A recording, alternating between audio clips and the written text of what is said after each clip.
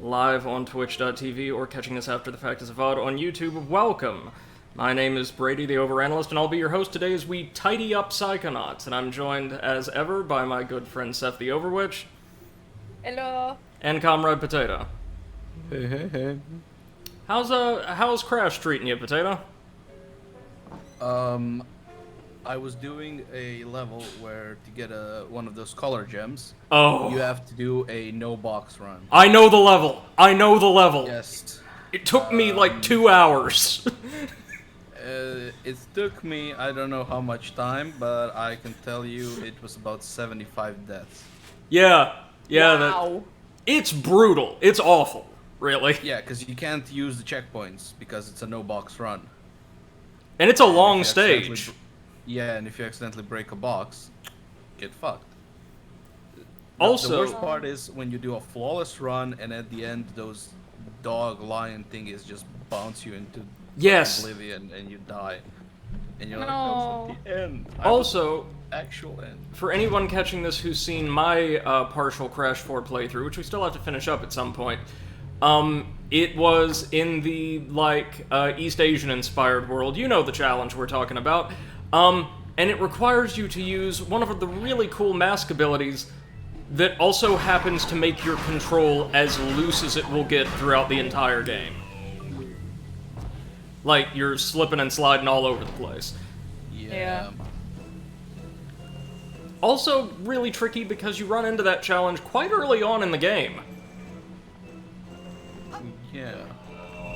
All we're doing now, friends, before we ascend Thorny Towers and enter the endgame, is finding this last piece of emotional baggage in Black Velvetopia. That'll give us full access to all of the concept art throughout the game, which I'll take a moment to appreciate with all of you. We haven't looked at it since I think we unlocked Sasha's, so plenty of goodies to scope out for us. And I mean, you just know that the concept art for this game is stunning.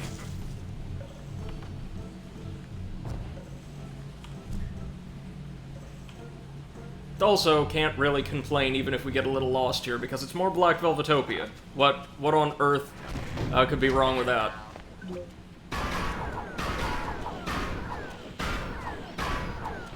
It looks very funky. Again, like Very one of the neon most beautiful stages I've ever seen in a platformer.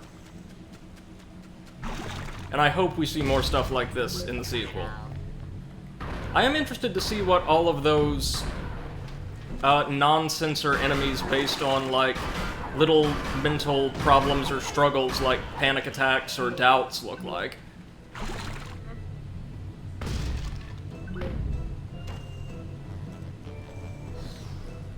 Alright, I don't hear any crying luggage down here, is the thing I just said.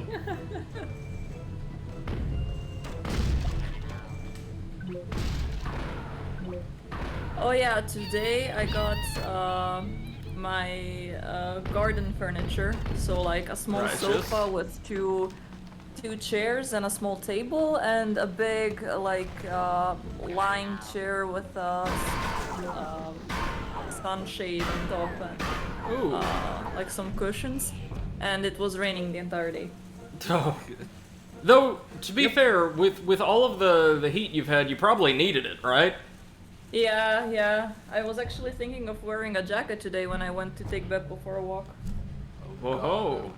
Kill for some It reason. was, I think, 12 or 13 degrees at some point. Oh, I hate you so much. I Well, hate that here. Potato, when we start playing Sly, you might see a possible solution. Like, right off the bat.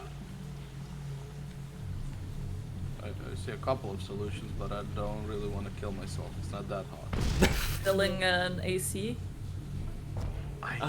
No, Becoming a criminal. you'll see, the entire first chapter of the game is based around a solution to your problem. Stealing some ice. No, I think that happens in the second game. Oh, here we go. Yeah, we have to find a way over there. By which I mean, we have to throw this neon garbage can onto that neon switch. God, I love this stage's design. No, don't make a fart noise. Throw the can. There we go. That's what I thought. Alright, now where's the prime? Did we just completely miss? No, we didn't miss this side alley. We just didn't explore it fully, I suppose. There's figments and the like back here.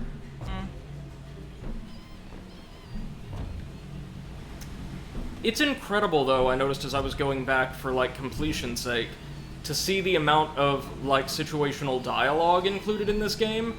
For instance, if you enter Sasha and Mia's minds at this point, you'll be able to tell them that the children, and likely they, have been kidnapped by Coach Oleander, and they'll explain that, yeah, they're more or less trapped somewhere and don't really know what to do about the situation. That's so cool.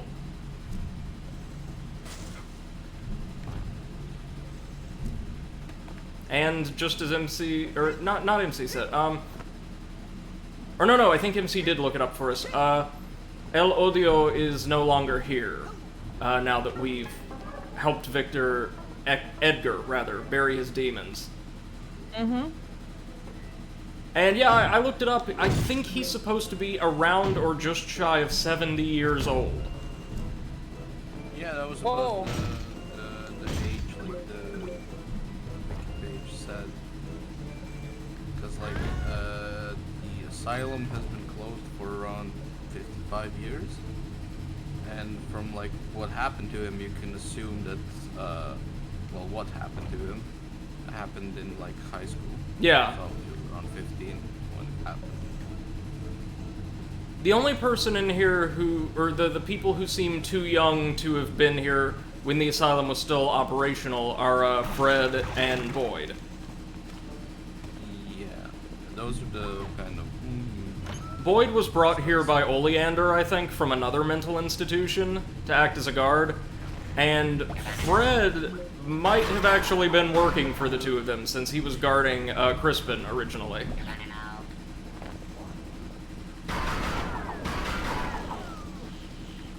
Gloria seems like she could be in her 60s, though. Yeah, she's like Possibly old. Poppy, stop tossing my stuff. Where is the sad suitcase? Poppy. Poppy, so cute.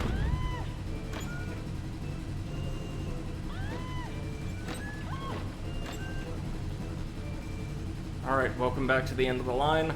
Let's explore the entire street till we find it.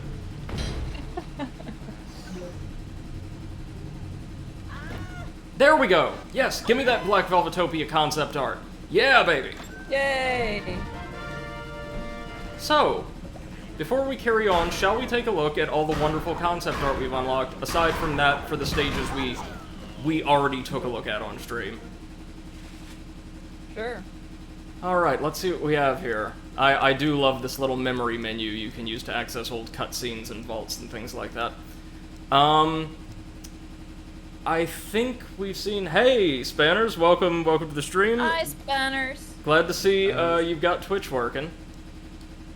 We've seen these, right? Yeah, we have. We've seen Raz's concept art. We've not seen Mia's, I don't believe. Or no, we have. If it includes... Yeah. So, the new stuff starts in Lungfishopolis, which I can't wait to see the working concept art for. Wait, we've got some stuff for the lake bed stage, which is very atmospheric, actually. Oh, concept art of Lily, who went through a bunch of different designs, apparently. Aw, she's cute. Linda, I guess they had something they just settled on quite early. Looks like the lake bed was maybe a little bit more expansive a stage to begin with. A Lungfish town, really. Okay, so the little mining town it chased us through was going to have a bit more theming, it looks like. That would have been nice, actually. Here's a bunch of the little Lungfish citizens with different accessories and hats. That's so charming. There's Lungfishopolis, which apparently was going to have a little bit denser of a design at first, it looks like. They probably couldn't get that to work due to tech limitations. But I love the atmosphere cut by that shot. Oh, there's Coach Amara. Alright, surprisingly little from the stage itself there. Oh, I also found the second vault in Lungfishopolis, which shows us that at first, Linda's mental world was far less urbanized. It was like just a peaceful lungfish commune in the deep sea. And then Coach Oleander arrived and forced them to start urbanizing. Well, that sucks. Okay, this is one I think we'll really like. The concept art from the Milkman conspiracy. Alright, we've got... Yeah, that's definitely Boyd, alright. Or the Milkman, more specifically. Oh wow, they drew up, like, concept art for individual pieces of furniture used as decorative elements in those little houses. That's a lot of dedication, actually. Oh, wow. Look at the working concept for the neighborhood. The colored one. I don't remember seeing this one, and I locked everything. Whew, land's sakes, look at that, though. It looks like originally they were going to be bending the stage in even more impossible angles with branching paths and all of that. That looks so cool. Oh, and look, there's like tendrils of milk snaking their way through the world. Or no? No, like, look in the lower right-hand corner. It looks like maybe milk disguised as lampposts. Oh. Well, let me look in the... There's one of the rainbow squirts. The surveillance vehicles, all of the drones. Oh, and one of the G-men, who have some of my favorite designs in the game. Oh, yeah, no, originally there was just going to be this massive lattice work of milk, like, running throughout the entire stage. Oh, that's so cool! It was probably just technically unachievable at the time. Yeah. Oh, God, imagine what they're going to be able to do in the second game, then. Oh, yeah. Got concept art of the Den Mom, who... That's a very simple drawing, but yeah, that's more or less what she looks like. I suppose, yeah, Waterloo World will be next. Which stylistically was one of the simpler worlds, but very, very cool nonetheless. Oh! Originally his mental world was going to look totally different then. It was going to be the asylum itself, it looks like. Oh. Or maybe that was the asylum, actually, just concept art for it. Well, no, like, here it says, Chateau Prison. Like, I guess it was going to be... like the asylum melded with, like, the Bastille. From revolutionary France, probably. Oh, that would have been so cool. Okay, Spanners, welcome back. Concept art of Emperor Napoleon. There's the game board with what looks like the Solaire symbol in the lower right-hand corner. Okay, so they pretty early on evolved to, evolve the concept into Waterloo World, I see. Nice, nice. Anything from Glorious Theater that would be interesting to students of game design? Oh, yeah, well, as seems to be the theme here, originally it was... Oh, no, that's her greenhouse. You can see, like, all of the faces she, like, etched onto the flower pots. Oh, that's nice. The theater itself looks much the same, just a little bit more elaborate. I get the feeling, as you said, Potato, they had to scale a lot of things down to work on, like, the software or hardware at the time. Like, I mean, look at that. Jesus Christ. I mean, yeah, that was, what, a PS2 game? Yeah, pretty early one, too. There's Benita Soleil, originally had a little bit more variety in her color scheme. I like that. Oh, there's Jasper, and that concept art is lovely. And concept art of the Phantom, who I guess originally was going to be either a boss fight or a bit more agile. Like, look at that flight illustration on the right there. Oh, that's so cool. Sorry to those of you in the audience if you don't like surveys of concept art or things like that. I just feel like for a game as artistically focused as this, it bears our observation really quickly to see all of these wonderful little pieces of their creative process they put in the game for us. Oh man, look at the different versions of the stage they had originally drawn up. Whew. Oh, that looks nice. Like that fourth one. So the second in the right-hand column is stunning. I assume that would have been like the catwalks during one of the more negative plays. And now, what I've been waiting for, the Black Velvetopia concept art. Here's sketches of Crispin, I guess, because they had nowhere better to put them. There's Edgar. Oh, yeah. Yeah, that's the stuff right there. Oh, it's a fountain of paint! It's not just discolored water. I see.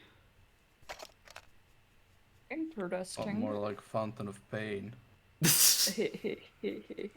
Look at this, though. And, like, of course, a lot of the concept art here actually is drawn against a black background, which is so cool. There's the Luchadores, Lampita, and the boss arena. Oh, I didn't even notice, too, in Edgar's and Dean's boss arena, all of the spectators in the audience are wearing bull masks. Oh, yeah, I didn't notice that either. Oh, man, oh, man, oh, man. Oh, what a good game. What a good game! Y'all, be sure to join us late this August for the sequel. It's going to be out of this world. Or insane!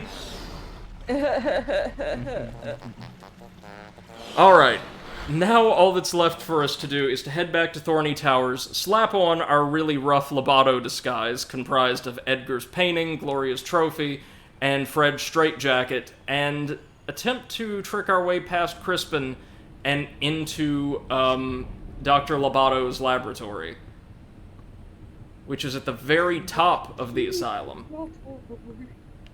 And I will just say, like right now, the ascent of the asylum is pretty garbage. It's a very lengthy platforming stage. Not that hard at all. But visually, it's probably the blandest segment of the entire game. You know, a very muted color palette and all that. Spanner says Twitch won't work. For Spanners, I suppose. In which way doesn't it work? Sorry about that, man. He can even hear us. I can always try pinging him via Discord. See you in hell. Banner, if you can hear us, blink twice. Okay, I don't thanks. think That's you can hear us. proof of connection. And then, after we climb Thorny Towers, all that's left is the worst mental world in the entire game. Yay! Psychonauts is a beautiful, wonderful, incredibly pleasant experience, but it ends on a really, really sour note. Alright. Up the asylum we go. Boyd's still, he's still hanging out. He's doing alright.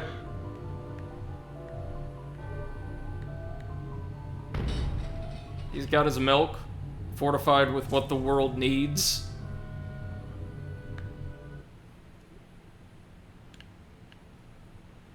Now all we've got to do in the courtyard is slap on our disguise, straitjacket, claw, portrait. There we go, we are now Dr. Lobato. Yay! Yeah, that'll do. Oh yeah, that. I'll also have to give a little bit of a lore dump at the start of the Psychonauts 2 playthrough, because Dr. Lobato and a lot of characters from this game do receive character development in the brief VR experience Psychonauts in the Rhombus of Ruin, which is a thing that I believe neither I nor Potato can play. Yep, Huh. but I think we should make Seth play it and then write a small essay about it. Wait, what? Or alternatively... VR? Or alternatively, plagiarize an essay about World War II and turn that in as your summary. I'm sure, Seth, you can find a paper mill that'll write it for you. Greetings, Doctor. Might not Yeah, be about Brady, Psychonauts. can See you your face. forward me the I see you contact? wearing your favorite jacket. If I may say so, your claw is looking especially menacing today. Up to the secret laboratory, then, is it? Yep, so his eyesight's so bad, he just lets us straight through. All right, Doctor. Less work for me. Inmate Whitehead. Chief Orderly Bonaparte. You're Armed. And so now Fred decides to take care of him for us. Well, here I am. Up in the tower of an abandoned insane asylum. Wearing a straitjacket. Talking to myself. Okay, enough with the disguise. The things I do for Lily's brain. Well, if I'm gonna Alright, get so to let's the go top of this rescue thing, our instructors and our friends. By climbing thorny towers. There's only one enemy type here. They're little rats that explode into clouds of confusion gas. You know, this stuff. And we want to deal with them at a range whenever we can. How many brains do we have up here, though? 9! 9 brains! Yeah, a lot. We have a lot of brains. We'll He's also... missing a lot of brains right now. We'll also see this figure constantly peeking out of passages just ahead of us. Don't worry about them, they're harmless.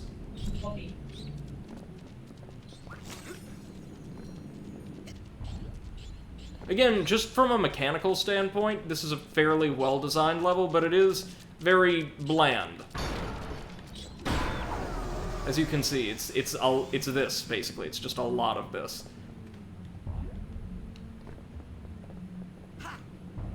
Which, I mean, I think maybe not taking quite so long as this stage does to do it, there is a case to be made for contrasting the relative mundanity and blandness of the real world to the more extravagant and interesting mental worlds. Just maybe you don't want to do that at the very end of your game, right? Maybe closer to the start. Yep. Let's see about finding our way in there, or maybe we have to drop down through the ceiling. There's a lot of semi-hidden paths in Thorny Towers. Oh, damn confusion rats. No, and they deal a ton of damage, too, for the record. Oh, yeah. Can't You really do want this. to avoid them. And there's tons of them. Like I said, only enemies in the entire area. They want to make sure they give you your money's worth, I suppose.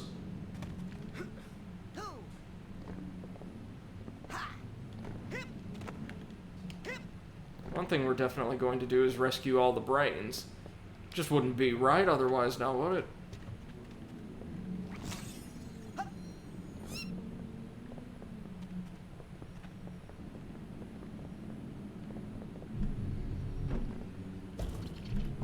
The final stage actually probably won't take us much longer than Thorny Towers, if as long. I distinctly recall it being quite short, if a little frustrating. By final stage, you mean the meat circus? Mm-hmm. It's a bit, it's not that long. It's just frustrating, you know, at certain points where you can fail so easily and have to restart. Yeah, that's why I'm quite glad we fully upgraded marksmanship. I mean, our rounds will now ricochet between, like, 7 enemies at a time. What rank are you, by the way? I am rank 89, I want to say? 87, my bad. Oh, yeah, that's pretty close to the end.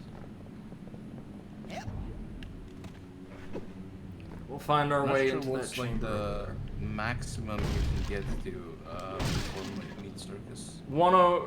Probably 90 something, 90, 92 maybe. Who do we have here? Oh, good old Benny. Smaller. Alright. Yeah, Raz, there we go. Just go ahead and infect both the brain and yourself. That's it.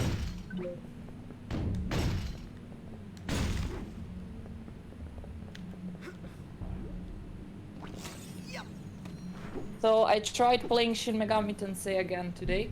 And Stopped after 15 minutes and decided to play Hades. there you go. You are really not enjoying SMT3, are you?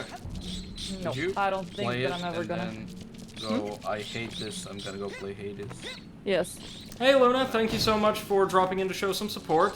I Hey, Luna. hope this evening's work goes pretty smoothly for you.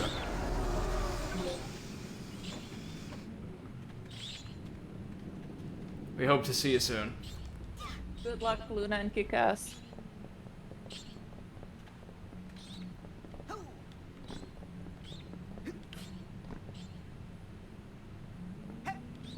Alright, what's over here?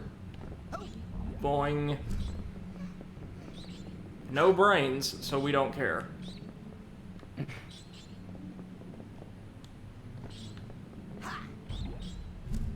This is maybe tomorrow, not today. Alright, alright.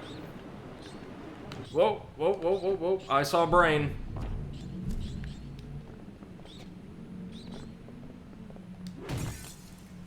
Bobby Zilch. Ah, Bobby Zilch. Man, I wish you were here for that joke, Bobby. Yeah, maybe leave that one there. I'm I was sure gonna say the same. he'll be a tremendous asset in the sequel. Or a tremendous ass. Ass. I was about to say. I knew where you were going right away. We're all of one mind at this point. Which is We're both the hive mind. heartening and horrifying. Yes. I was wondering where all of that Viper footage is coming from. Oh, I know.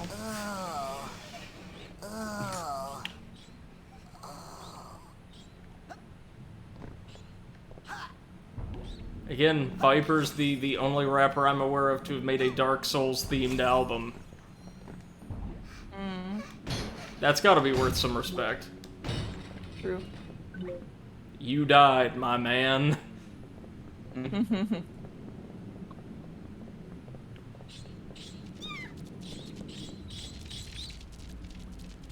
Where are the damn rats? There we go.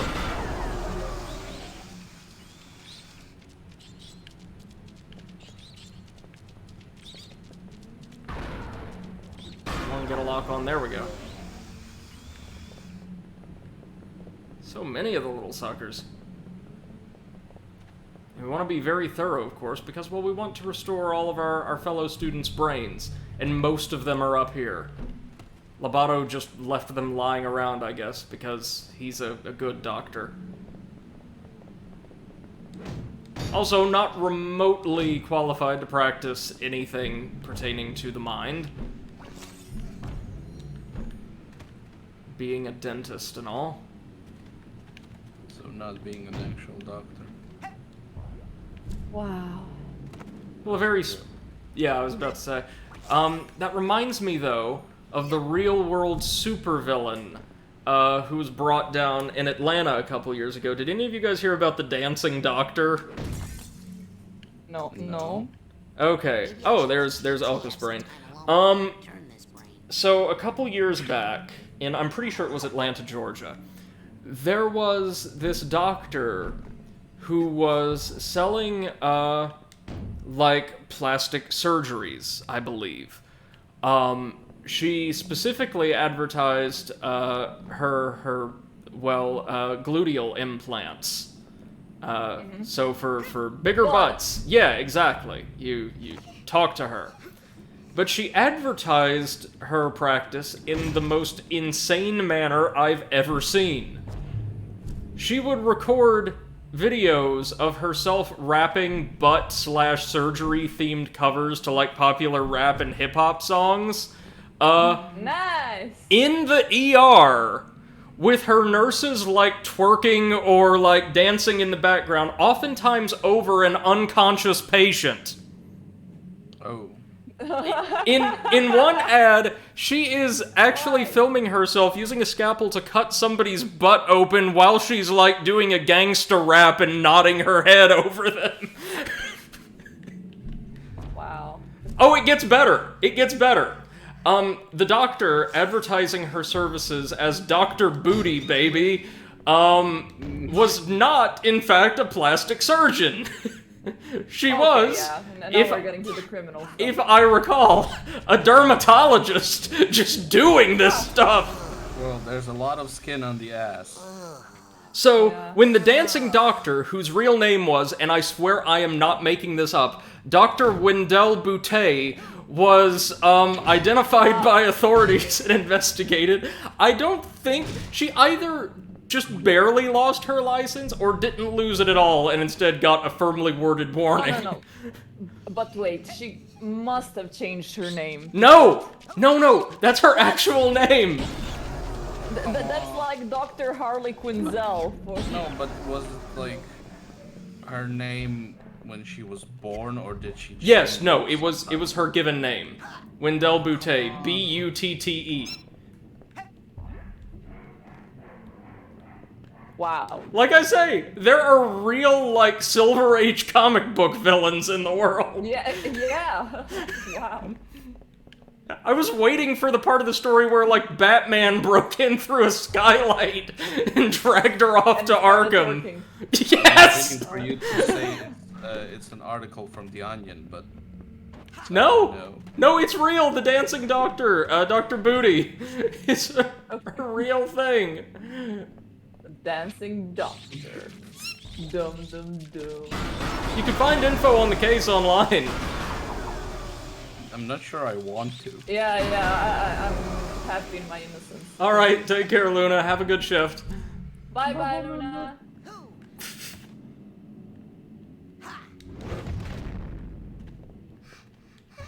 Now I'm going to have to link you guys one of the pieces of coverage.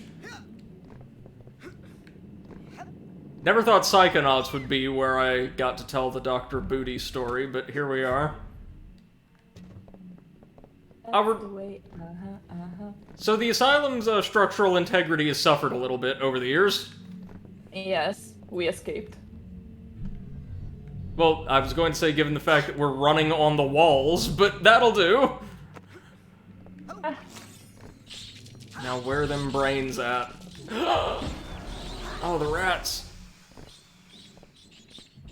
Their detonation radius is actually very large as well. It's not like the inner demons.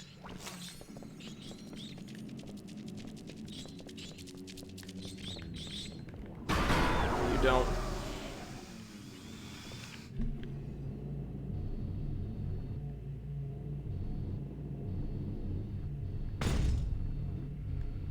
Thanks to the power of our levitation ball, we can just walk very calmly across this pool of acid, just laying in the middle of a hallway for whatever reason. By the power of the ball, we are navigating the pool of ass. I'm sorry. I'm bored. No, it's all right. I took the wow, conversation Seth, there. Wow, way to insult Brady. No, that's not what I meant. No, we know what you mean. You're a horrible person. Disappointed. You're a horrible person and a horrible friend. You should be Yeah, well, ashamed. yes. But yeah. You know, I'm right now in one of those periods when I'm like, oh, I have nothing to play Oh, while it's having that 5 billion, okay. 5 billion games. Shut up! I know what you mean. I know exactly what you mean. You know what the worst part is? I'm not a girly girl, but I'm still a girl, so I'm having the same thing with clothes as well, you know, just opening my wardrobe and being like, oh shit, I have nothing to wear. Oh, I've So been I'm there, but spending normally money it's everywhere. like, ah, Christ, pandemic, I barely fit in my suits now. That's not fun. Oh, rats. Rats, I hear them. Oh, they're coming through the walls! Ah! Ah! Yeah. Alright. We took care of that. We handled business. Let's get down to business. Yeah, we need like a real world Injustice League though. We can like recruit Dr. Booty, Count Dante, Viper. Viper, of course, who would also be a part of like the benevolent counterpart Justice League because he is the true chaotic neutral in our world. Yeah, he's basically, I almost wanted to say Doomfist, Deadpool. Yeah, no, that's exactly what Viper is. There you go. He's real world Deadpool. Yeah. Who is this? This is Nils, I think? Oh no, Dogen! We've got Dogen's brain. Logan Pool. Yay! I told you I'd get your brain back. Dogen. I like him. He's cute. You guys, by the way, have heard the story of Count Dante, right? Nope. The famous Chicago kung fu teacher. No. Nope. So Count Dante claimed to be the descendants of like an ousted Spanish nobleman, which he wasn't. His parents were like Irish. And he Close was enough. a slightly chubby, middle-aged man who claimed to be one of the deadliest men in the world and trained in secret forbidden arts from the East, and would disclose these secrets to you in these little manuals that he would sell primarily through ads and comic books. Of course. Lots of people actually believed Count Dante, or at the very least wanted to see what he had to teach them. So he ended up making quite a solid name for himself, and had like his own dojo in like the suburbs of Chicago. Nice. But he was also insanely well known for his participation in the so-called dojo wars, where like people from one martial arts school in the area or another would like lead raids on the others. Brain is warmer than the others. Wow, so Like- real life Karate Kid. Well, normally they would like just show up and challenge another school's pupils to like, you know, standard sparring matches. Nothing horrifying.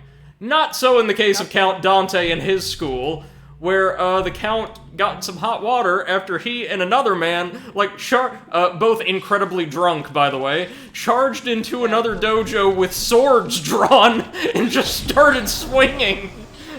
Oh god. Nice. I'm pretty sure Were his they accomplice... deadly? Yeah, his accomplice Like, actually trained killed swords somebody. Or actual, like, No. sharp swords? Swords! Like, straight up, his accomplice killed somebody. Oh. Wow. And I think Count Dante just got his ass kicked and then went to jail.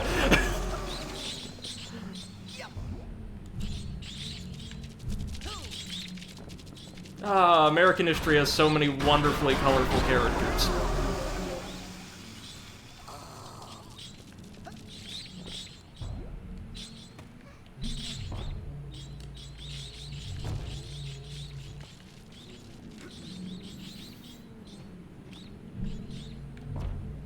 In fact, hold on. When I get to a safe spot, I want to check and see what his actual name was. Now that I'm thinking about it, because I can't quite remember for the life of me. Great story for Psychonauts playthrough. Well, yeah. Imagine what Count Dante's mind would be like. Let me see. Some similar to Oleander's at the start. Probably, yes. Count Dante. His real name was, well, he renamed himself Juan Rafael Dante, but his given name was John Kean. Wow. Yeah, that's very Irish.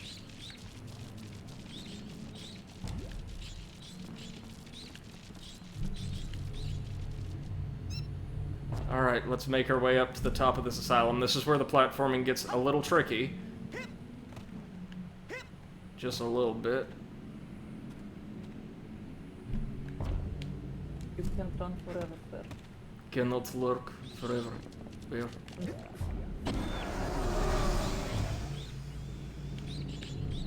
Small child, have you seen large, hairless bear lurking in woods?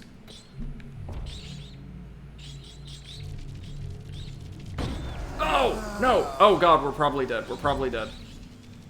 Oh! Okay. You'll Okay. live. It's okay. Yeah, I remember this part of the stage now. The platforming here is insane.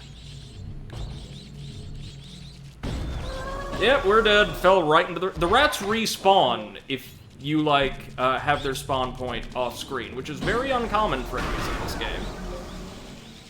So, I just typed into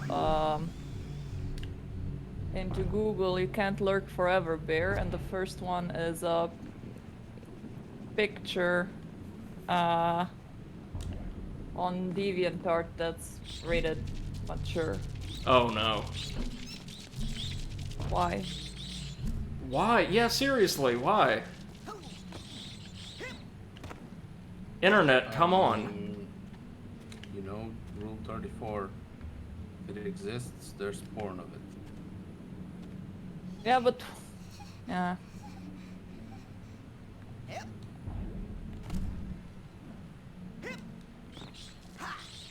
Never thought people would have too much creativity. Yeah.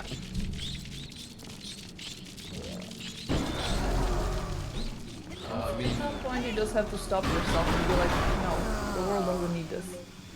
All those rare riders needed something to do in their downtime. Yeah.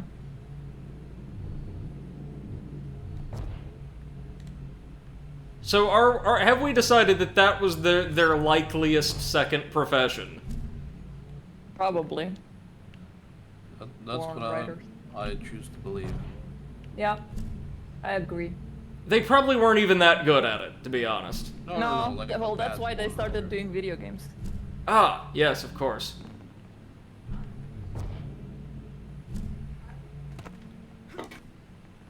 They were like, oh no, this is not gonna work in a video game, so that's not gonna work in porn, so let's put it in a video game. Yes, I mean, I'm sure the first draft of What on Earth could it possibly be? Like, man, goo, and booty probably didn't do too well, so they thought, let's just edit this and make it into a slightly edgy children's platformer. And then Nintendo was like, yes. Yeah, well, we'll pay for that. Now, you want to make original characters in the Mario universe for an RPG? Can't do that, but... Nah,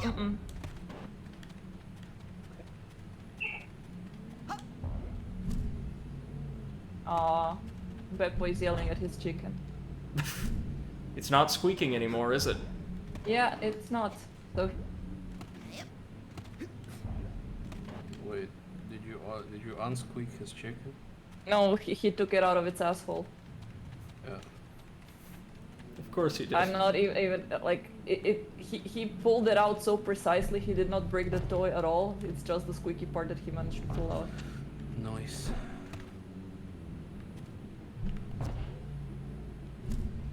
Oh, wait, we can climb this, I'm pretty sure. Yes, yes, yes! Haha!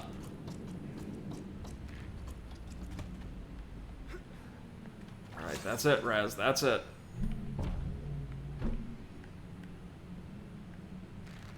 How many brains have we recovered here? 6 of 9.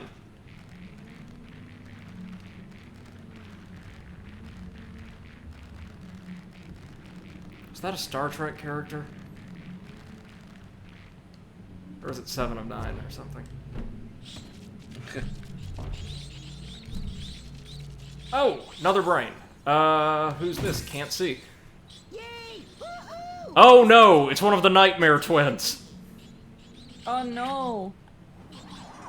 You know, the ones who were already planning on killing everyone? Yeah, Got their plans messed up. they don't go. By the coach sucking their brains out with the aid of a dentist. Yay! No one Dr. people know. Dente. It's just the best thing ever, though, isn't it? Dr. Wendell Boutte. Yeah, it really sounds like like Harley Quinzel.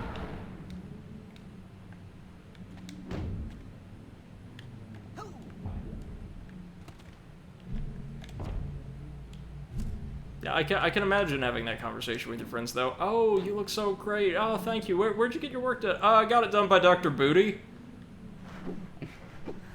No, it's Boutte. No, she advertised herself as Dr. Booty, though. Ah, okay, well.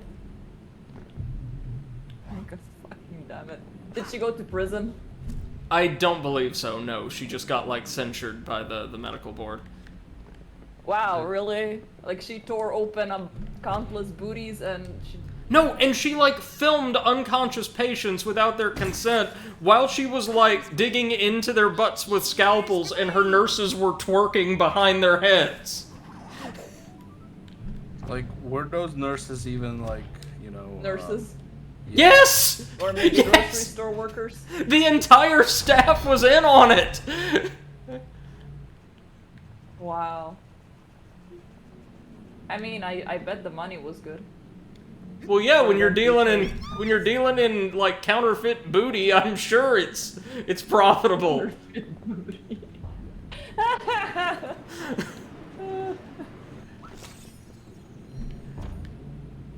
Counterfeit booty. Ah, there's one. That's oh, there's Nils, the creepy kid. And I mean, that's what happens when you know, study dermatology, but then suddenly feel the call of booty.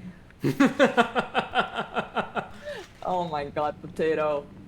And I'm on fire. This is your last one. Sure, that's... No, I'm literally on fire. So at the very end of the game, we meet Dr. Lobato's assistant, Shigor, who is less than intimidating. She, despite her voice, is also implied to be very old, having been here since long before the asylum closed. Well, let's go ahead and ride this sucker on up to the very top of Thorny Towers to confront Dr. Lobato. Ah, but first things first. Let's turn in all them brains.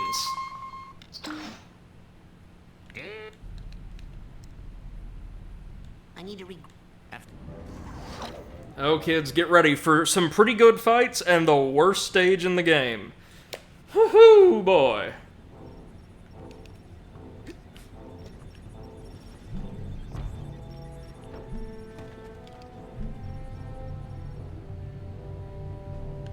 I love our bright neon pink levitation ball. Good. Now.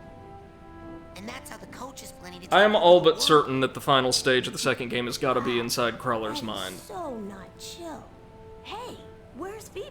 Well, somewhere. We're gonna be in the game, at rebraining least. her Yeah. really soon. Yeah, Well, probably. when she comes out, I she's kind of gonna wanna feel, hit considering how stuff. I better go wait by her effed drums. up his mind is supposed to be, we're either gonna have it like And that's why we have to where find in Lily different right away. areas you enter That different is some like crazy stuff, guys. versions of his mind, Kinda you know, glad I depending was on out his for most of it. personality. Kind of like the brain With tumbler the world experiment. ending and everything. Yeah, and I Probably think go we're see what gonna girls wanna maybe make even out get a one last chance to time. fix it. Well, yeah. Probably get a Rainer, chance to fix I it. don't even know her. Crystal. Because I think, like, they mentioned years ago near, like, the launch, the villain is this psychic witch, and that might be the person who damaged him in the first place. Wow, I guess that's what those Fascinating. squirrels were trying to tell me. She's got a kind of interesting design, I'll say that They much. kept saying the Oh, tiny man I is gonna finished kill Dishonored 2 everyone. today.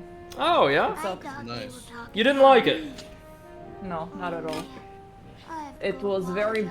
bland, the ending was very, That is how like, I eat the meh. biggest hulking lungfish of Lake. I don't know, there was no, like, not cliffhanger, but, like, There's the Suspense? coach. no suspense, yes. And basically, I was so overpowered from the first stage that I Not could sure. just Why? go around and murder everyone without even doing any stealth. Bye. What about Karen Jindosh's... Yeah, I would That's assume who's you been like it. kidnapping all the kids. Oh man, What about Jindosh's Clockwork Mansion, though? That's pretty good. where's Quentin? He's waiting for you, man. Yeah, okay, Better that's not a be very putting the creative wrong band name on my level. drums. And the again. Governor's Mansion. My friend and I really like those Got your two. brain stolen and I didn't. Yes, I do.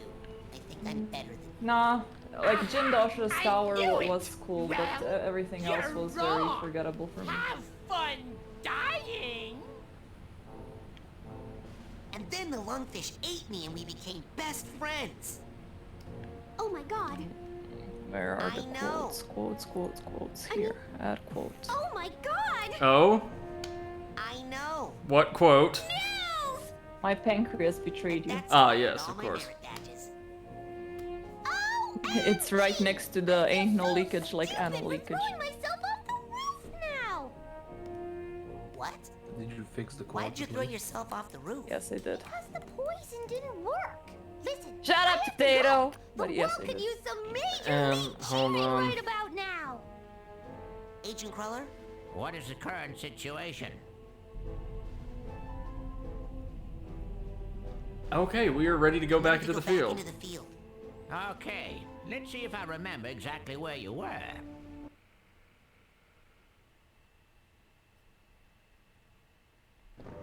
Go Power Rangers. Oh, why are you chewing my foot? Alright, really quickly, hold on. Over in the Stream Team Hangout, I will post an article about Wendell Butte. There you go.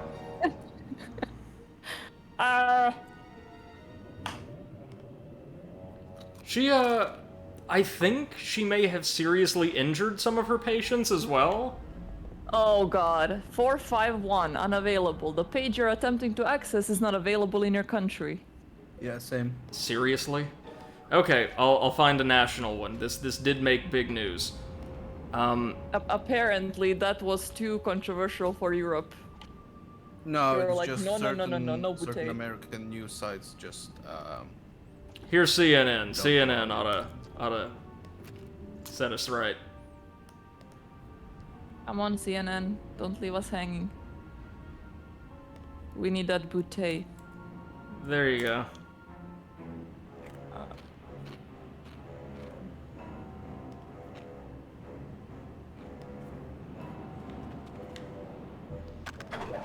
All right, so patients were What would asking say? for it. Wow. okay, so we've got to go invisible to get past the crow guard. Stupid crow. Done nothing wrong.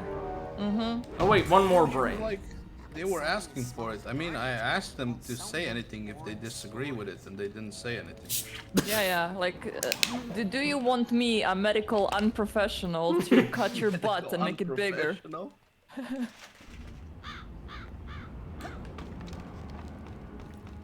And they were just snoring, so... Oh, here we go. Yeah, like, they said nothing. I just, like, poked them and I was like, hey, are you awake?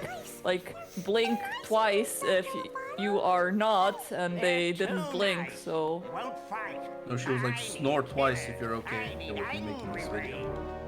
Yeah. I squeeze him, I poke him, I twist him. What do I have to do to make him fight? Oh, well.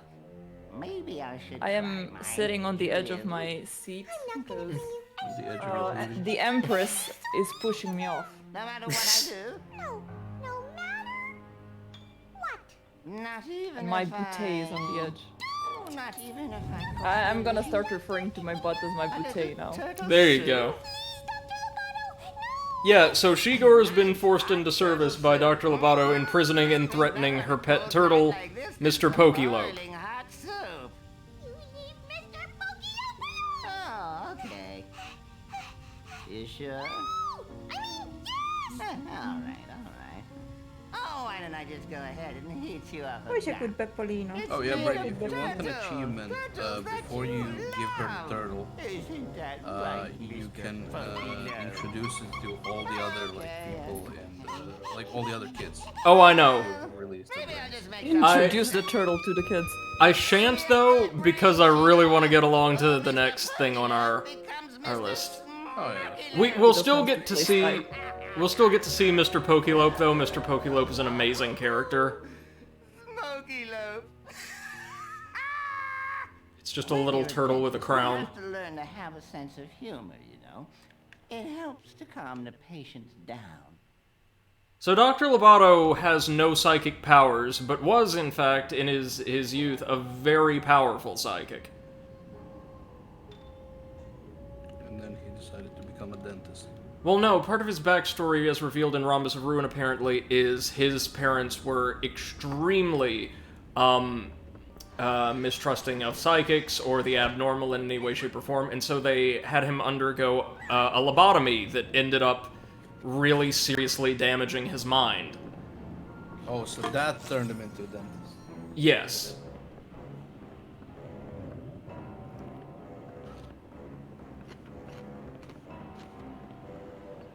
So we can't charge Lobato directly, unfortunately, but what we can do is grab these last few Welcome brains. back to the thinking world. Yes, we got Mikhail's brain! That's the only one we needed. We're fine now.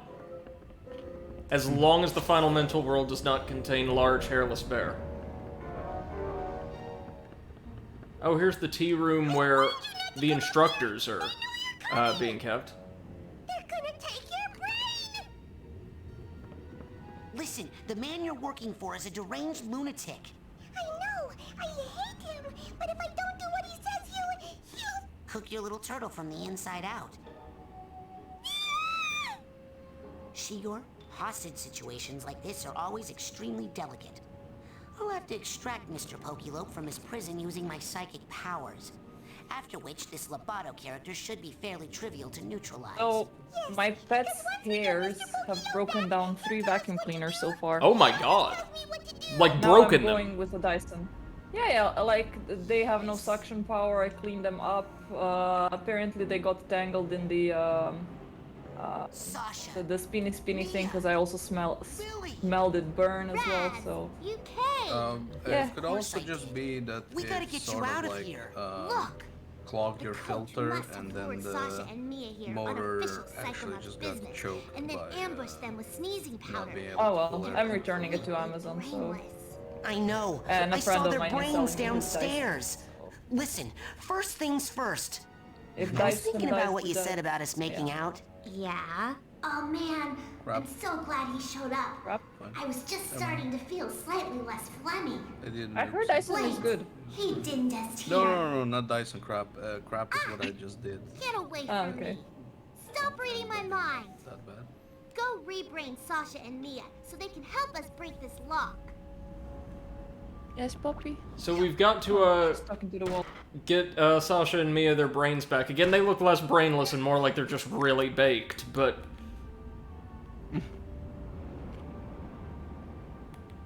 yeah. We first have to deal with Dr. Lobato, and to do that, we've got to extract Mr. Pokelope, because according to Shigor, the pet turtle will tell us what to can I do. tell you? You were right.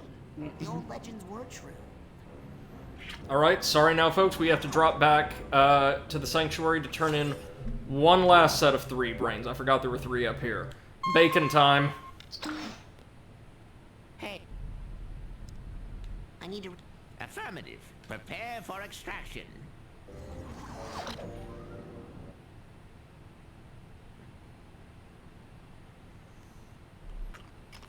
So yeah, the conclusion of Psychonauts and discussions of weird true crime from the US, that's apparently what you've got on the Overanalyst Network today.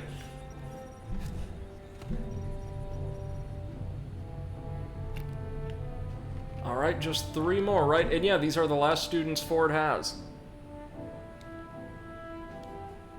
Yes. Good. No, I promise you. This should max out our health completely. Is Milka okay? Yeah, she's waiting for you down by the docks. Gotcha. Hey, do you want to help us save the...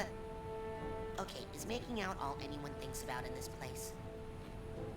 That's a good question. But I didn't taste it, so I don't really know the answer for sure. Well, if Brain Tank come after Mikhail, it will be sorry. Better go find Tiny Boss, see what is planned. Yeah, I would believe that Mikhail could take out one of the brain tanks on his own. Wow, what an amazing story. I mean, that is a really, really good story. And you know what the best part is? I'm in it. I better go write that whole thing down before There we go, we now have all of the brains. Agent Hee! What is the current situation? Ready to go Haha. back into the field. You'll see me acquiring trophies here, even though I've beaten this game on PS4 before, because I think, I wasn't connected to the internet when I got the last few the first time around, so it just didn't record them. Guess PlayStation's great. But hey, speaking of PlayStation, though, it sounds like they're going to be rolling out some kind of supply solution for PS5s, hopefully by the like, later quarters of the year. Nice. You just keep hoping. Well, no, that's what Sony says. They said, like, things will start to normalize, which is helpful. Mr. Pokelo, if you could move just under I that mean, hole there, maybe. then I can lift There's you actually straight been out. a Could you do that for me? rise of cheap GPUs in China. It seems the crypto miners are selling them off. Like, there was even reports of 3070s being sold for like $400 a pop, around $400 a pop. Though those are heavily used and they're being sold in bulk. Ah.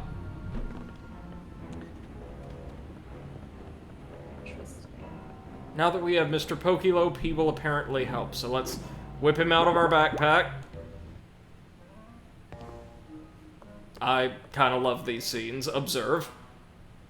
Oh, he's wearing little galoshes, too. Of course he is.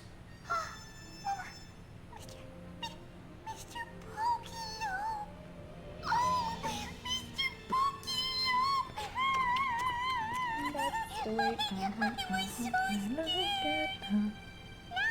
Mr. Pokelope, and you'll tell us what to do. Right? You've got a plan or something. Oh, Mr. Pokelope. Oh, he's so cute. That's right, baby. Daddy's here. Why is he so cute? Everything's gonna be all right. Now here's what we're gonna do. He speaks in an incredibly smooth bass voice, and he actually is our strategist for the final mission. Wow. This is never explained. He could just do this. Dr. Lobato, we have a new brain for you. It could just be that somebody put a human brain in it at one point. That's what Or you he was always modified say. by the Titanium in the lake. No, this Oh one yeah, is true. special. It's a fighter. No, just leave it there, and I'll get to it right after. So they've I extracted our brain now. And we are going to, as the... Just Or no, make no. sure I get put in that No, sorry, that's Mr. Pokelope disguised as a Take brain. care of business. Of course.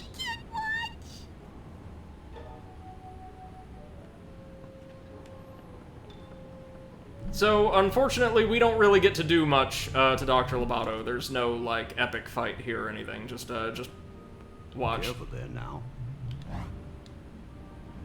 It's time to make the soup.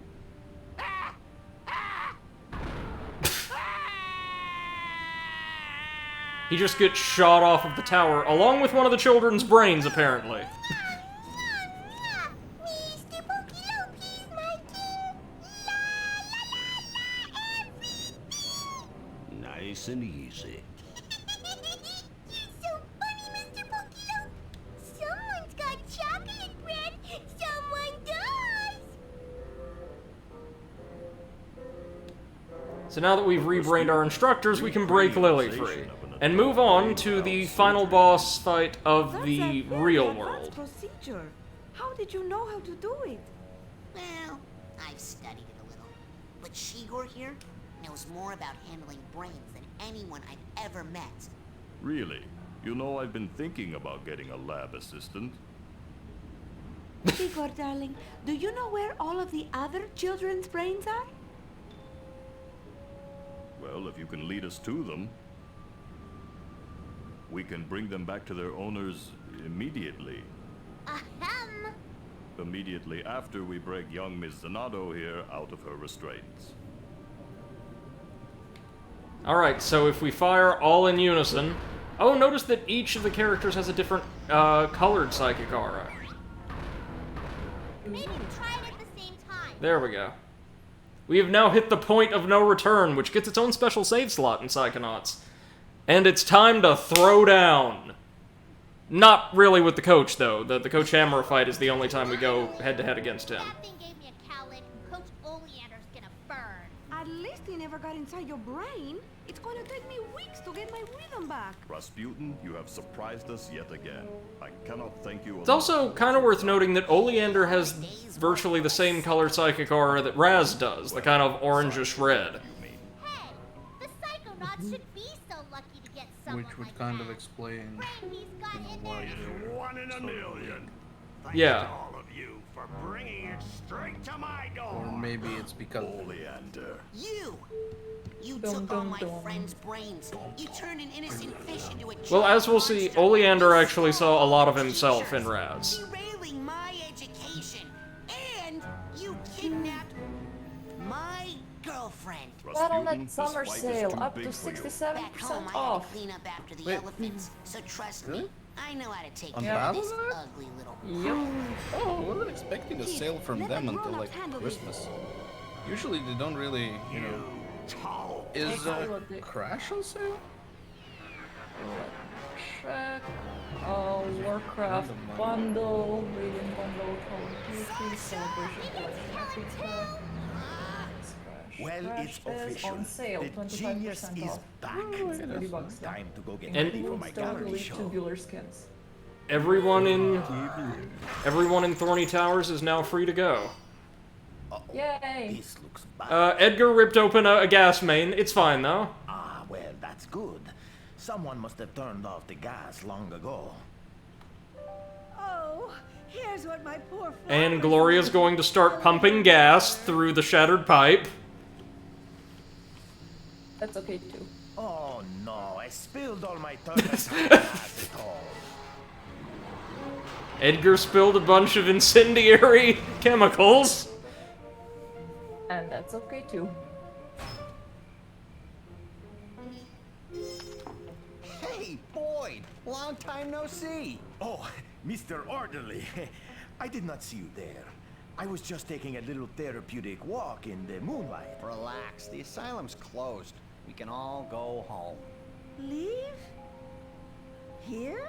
Yeah, this place is for crazy people. And I don't know about you, but I ain't crazy no more. I have to tell you, I'm feeling pretty good. You know, maybe it is time. And all of the inhabitants of the asylum are able to move on with their lives. Which is actually really sweet. Right after Boyd blows it to high heaven. Yikes. You ready to blow his popsicle stand? Not literally, dude. The milkman has completed his route. You guys want to split a cab?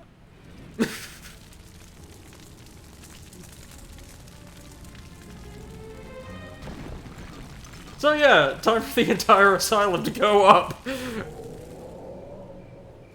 And the crib wasn't even that clean. I mean, what do I have to do to get those guys to take me seriously? When are you going to shut up and kiss me? I can hear that. I know.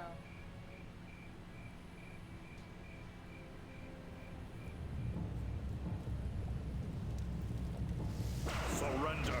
Never.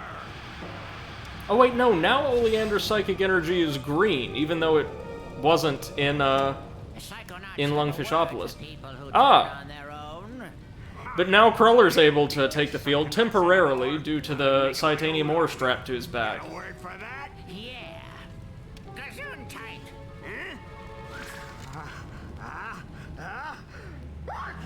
Or no, maybe Cruller's psychic energy was the green aura we saw there. Wow.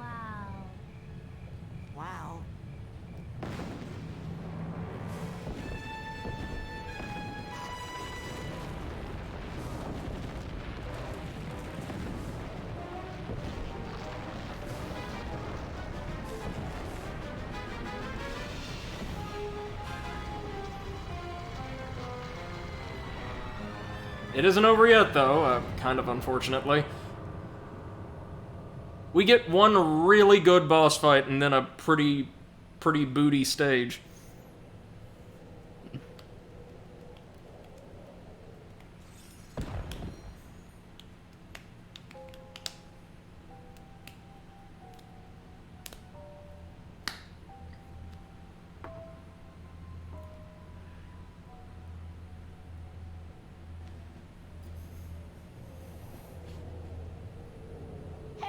That was my fight. I was ready for that one. Always in such a rush, Rasputin. It takes years before you're ready for combat of that magnitude. They say, after we've already defeated the coach ourselves in one-on-one combat. I beat the coach once already, and I can do it again. Darling, that was just a remote projection. Oh, that actually gets explained in lore. That's interesting. If he were to appear. But now, the coach's brain, which Cruller removed, Where's his brain? landed in an unfortunate location. The world somewhere. Behold!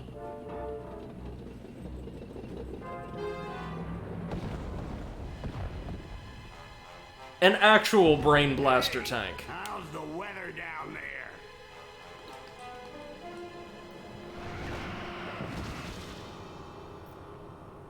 Ah, finally. Alone at last, eh, Rasputin? Glad you're finally picking on someone your own size. Yes, I've been dying for a chance. Oh, that's interesting. His melee attacks manifest as claws. Two can play that game. Yeah, but only one can win.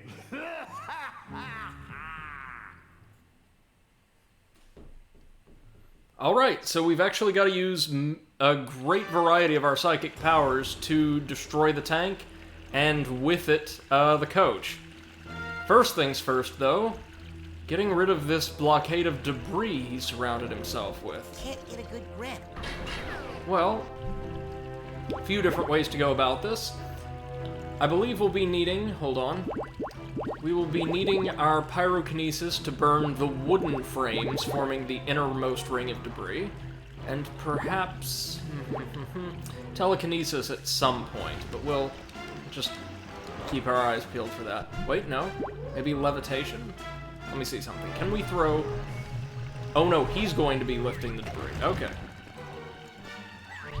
Going to see, can we... Oh, we can also destroy elements of it ourselves by tossing debris at debris. Lovely.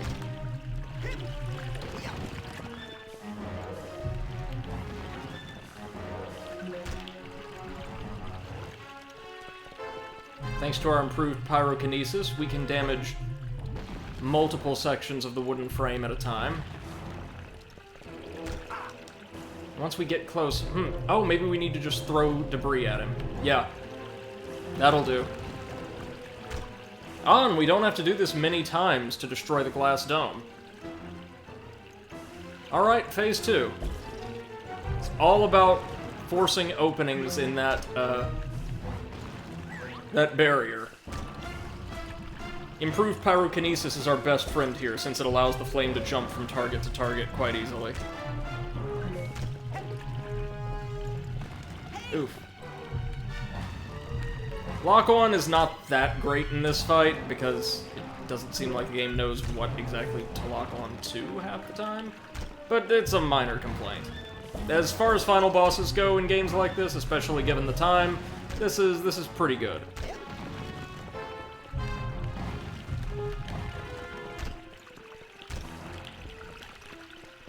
There we go. Just once or twice more. Let's see.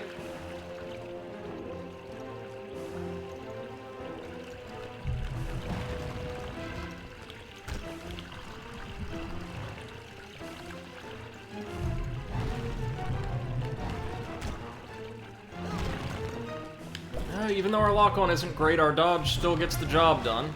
That's good to see. There we go! That should do it. Now, is there a phase 2 after that, or is that the entirety of the Brain Blaster fight? I think that's it. No, that's it. Not bad at all. Simple, but fun. Now all we've got to do is wrench Oleander's brain out of there. Super. I do it. I believe. Powder. Try not to sneeze. Speaking of pepper, I loaded this wonderful dish I made last night up with it. My god, it's amazing. The pepper or the dish? Both. Dinner for last night and tonight as well is a chili verde turkey chili. Salsa verde turkey chili. It's actually got a decent amount of spice, which I really appreciate.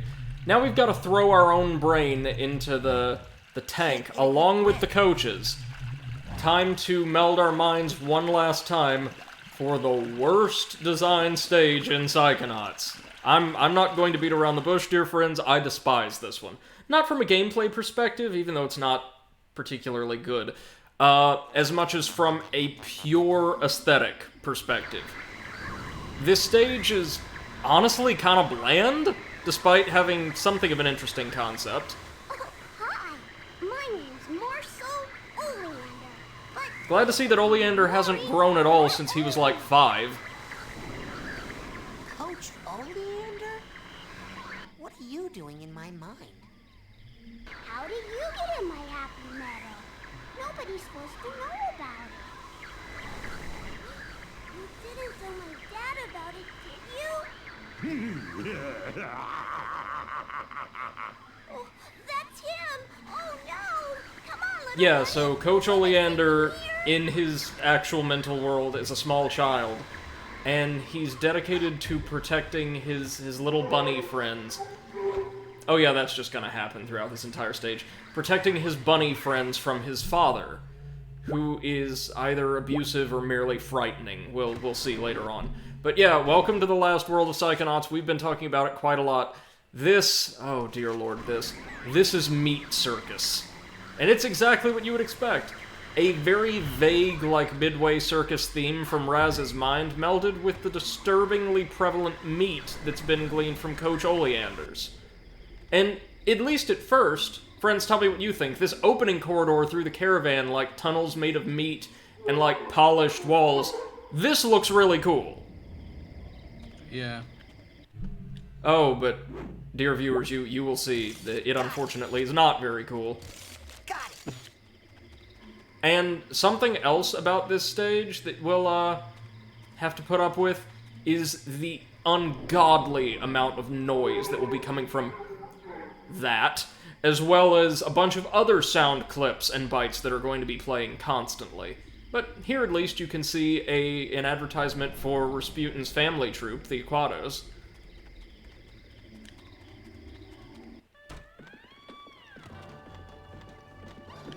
Yeah, so this is Meat Circus. I remember from my childhood was definitely not made of meat. Yay! The last time It's I checked. just a bunch of crap floating in a void. It's not very interesting. But do you get to meet Rasputin's family? Oh, you'll see. Oh, you'll see. Or you'll find out. Rasputin. Yes. Confusion ammo up. Alright, that might actually come in handy now that I think about it. We're going to be falling down bottomless pits a lot in this stage, so just get ready. This is the one place in the entire game where the, like, 800 lives we've accumulated might come in handy.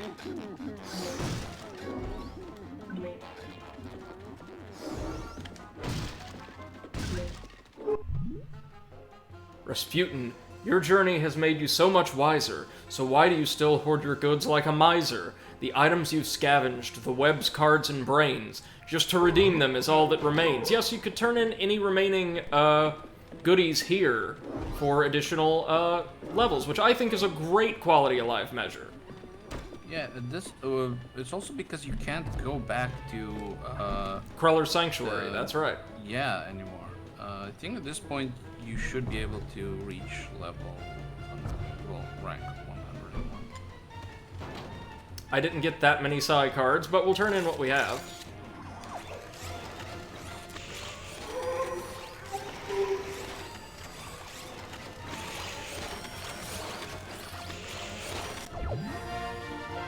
Psychic Regeneration. Your friends at camp are focusing their energy directly into you, and you'll now slowly regenerate mental health. That's pretty cool. And we get infinite ammo in just a rank and a point? Oh, baby.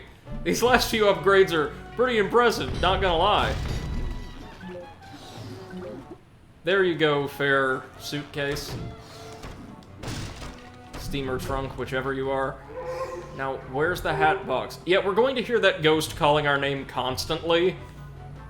Don't worry about it. It poses no threat to anything but our sanity. I don't hear a crying hat box. Maybe that'll be inside the big top. You gotta help me save the boat. Yeah, okay. So we have to help Oleander catch the rabbits while also defending him from these horrific rabbit homunculi. That's right. Maury's old man was a butcher. See, Coach Oleander's dad, as is being explained here, was a butcher, and apparently he killed and, like, served up a lot of the little woodland animals that his tender-hearted son befriended in childhood. And because of that, and getting rejected from the army, evil, I guess? You'd better keep that kid out of Well, trouble. he got rejected from Your brains all literally scrambled everywhere. like this. Every single branch of the military, that's right. Yeah, so if Oleander takes damage, we take damage. Or rather, we get closer to death. So this entire stage, for a good while anyway, is an escort mission.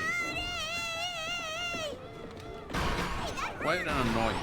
Well, all escort missions usually. Yeah, but I mean, Oleander absolutely sucks. Now, one saving grace is the creatures trying to attack him genuinely aren't that strong. They go down in just a few hits. No, it's like it's not difficult. It's just tedious. Yeah. Exactly. Okay, I'm gonna play my 3DS. All right, what you playing, ma'am? I have no idea. I just know I want to play on my 3DS. Okay, which game is inside? I have no idea. Pokemon Soul Silver. No, I don't feel like Soul Silver. I'm gonna play Fire Emblem. So what we gotta do is hold the rabbit still. We can't toss it about. Just long enough for Oleander to waddle his way on over, pick it up, and then ascend to the next realm of bunnydom. Oh, and he's also gonna be constantly under attack until we reach him, so that's fun. And, Meaning, you know, even though we're meant to be, like, collecting stuff as we go, we are going to have to haul ass through the meat circus. Yeah, and at one point you get another, like, factor that you have to rush. Yep. This stage is awful. It's just a massive agglomeration of terrible stage design. But I'm feeling like they went, well, this level ain't much to look at, so we don't want to give them a chance to, like, explore and, you know, take in the scenery. So just, you know, make them rush through it. I'm not gonna hurt you. Oh, I got you, Mr. Bunny. Alright, ascend. Next level of bunnydom.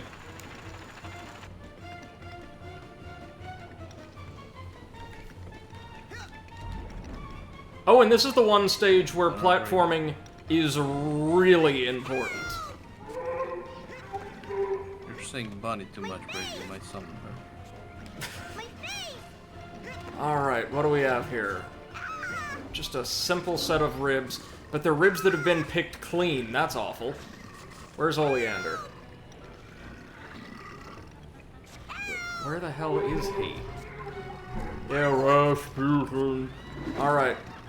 Oh, right, I forgot all about these. We've got to have these sword throwers chuck their blades into the giant wheel.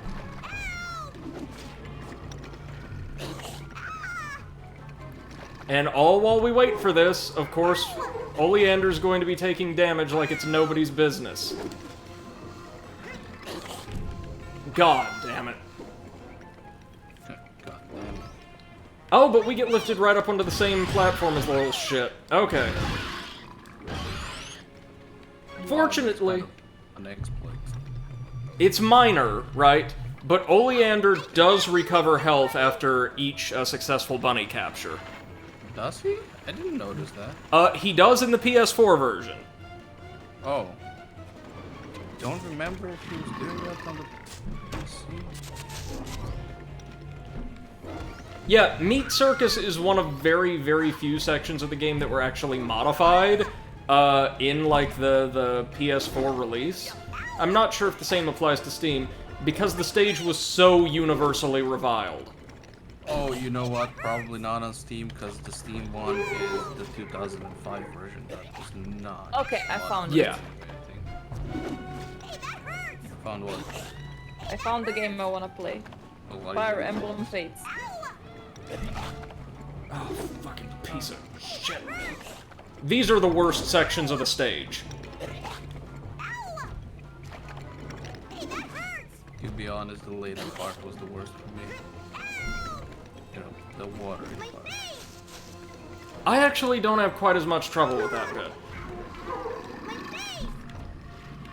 Oh yeah, Oleander's gonna die. Because you have to have these stupid-ass sword swallowers hit the target at very precise places.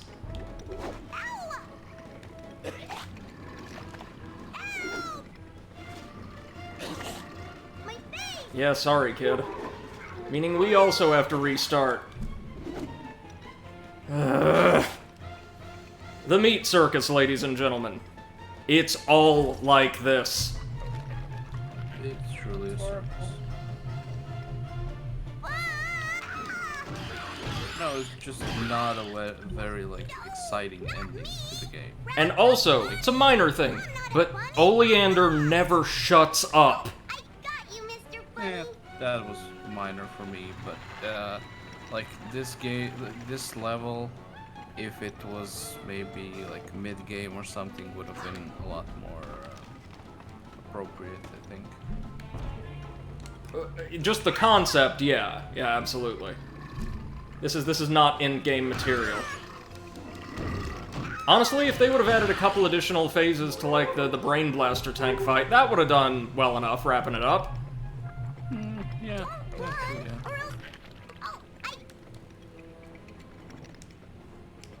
This almost feels like they didn't know how to end the game.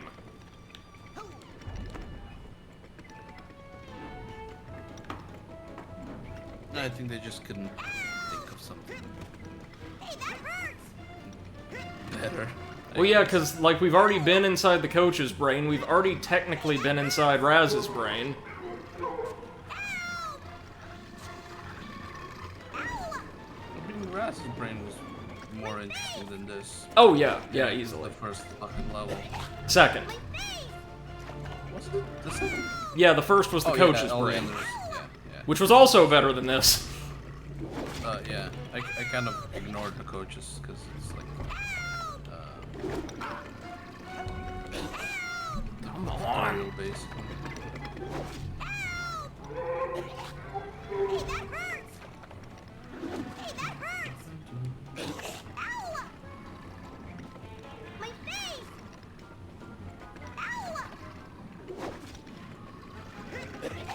How are we supposed to land that? Oh, shit! Like, you have to get that stupid fucker to hit the target at just such an angle. That sounds horrible. Like, use the ball to glide a little bit. Nope, because you can't use levitation after swinging off of a pole. I don't remember that. Yep, so you can't get the height you need.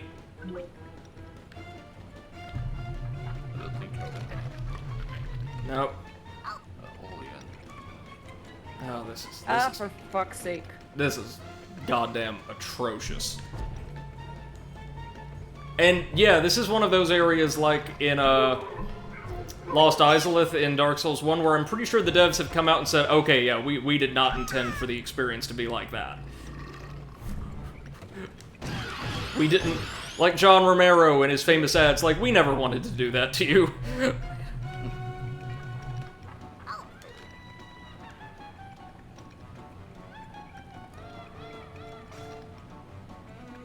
Also, dear friends, as I'm sure you're noticing, these sections are very long.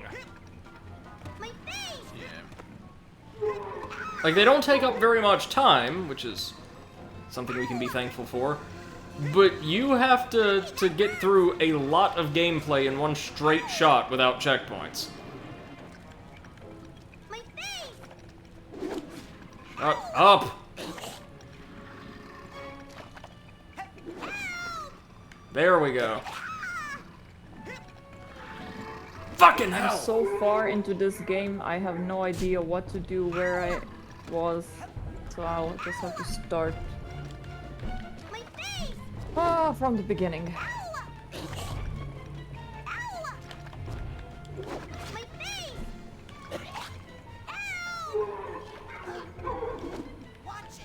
Ah!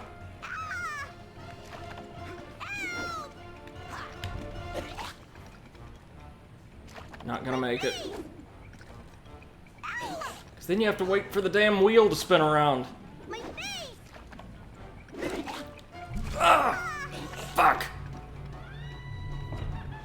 God damn it! Oh wait, no, here the little shit is.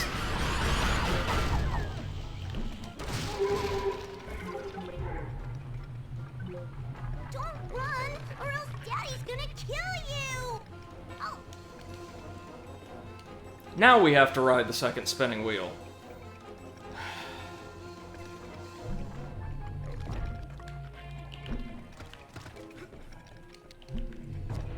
My face!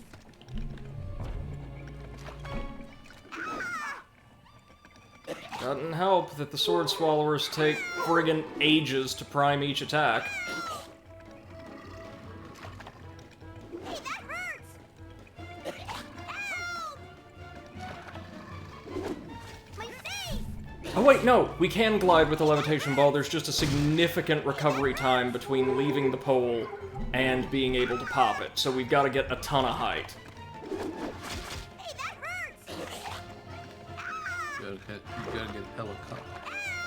You gotta get hella high. Indeed. Alright, okay, let's do this. No, don't grab the kid, grab the bunny. There we go. Bunny just glitched out. No big deal, though. Oh, thank God they made it to the end of the stage. Oof. Alright, let's not do that again. I do appreciate that a lot of the figments in this stage, as you can see here, are the Double Fine Studios logo. That's kind of cute.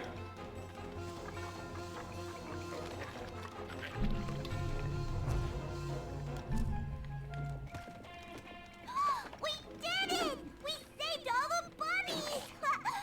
Now it's time for the main event! Come on! Now, at the very least, we won't have to do that again. There's a vault up here first, though. The Big Top. Which is instead largely about Oleander raising his bunnies, and then his father killing them. His father, who apparently is giant. Yay! Bunnies! Like, wow, Mr. Oleander's running a strength build. The size of him, God's sake. Alright. I mean, bunnies make a good stew. Just saying.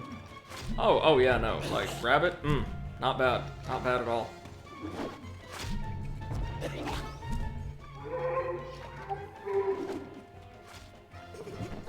Come on! This is my favorite ride! Oh yeah, time to ride the Tunnel of Love. Which, in this case, I think translates to nightmarish. Alright. Rail grind section? Pretty sure that's the Tunnel of Love.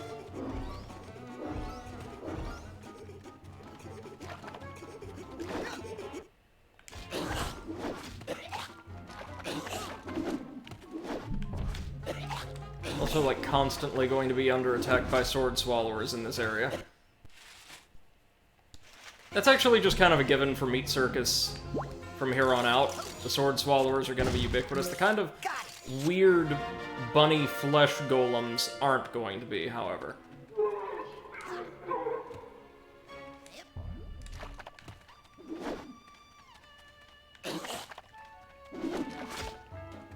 Can we defeat them, or... We can stun them. Alright. Well, that's something. Alright. Onto the Tunnel of Love. Let's do this sucker. This might take us a few tries, just a heads up. Oh, it's not the Tunnel of Love, it's the Ribs of Love, apparently. Gotta say, I kind of like the visuals here. Oh yeah, no, this was more or less fun. This was probably the best part of the stage, in all honesty. Gets maybe a tiny bit annoying when you have to collect all the figments. Oh yeah. Other than that, fine. That's true, most of the game's rail grinding segments. Yeah, I think it took me like 5 or 6 tries to get them all. Yeah, that sounds about right.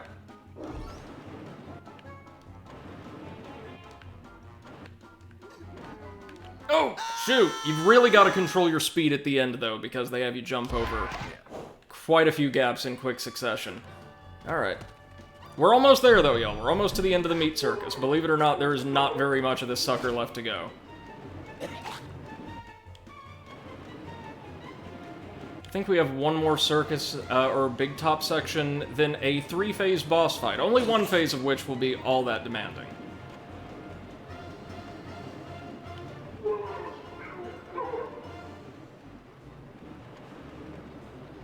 I remember like the first time I was playing the game, Mm-hmm. I did manage to finish it without too much issue. Mm-hmm.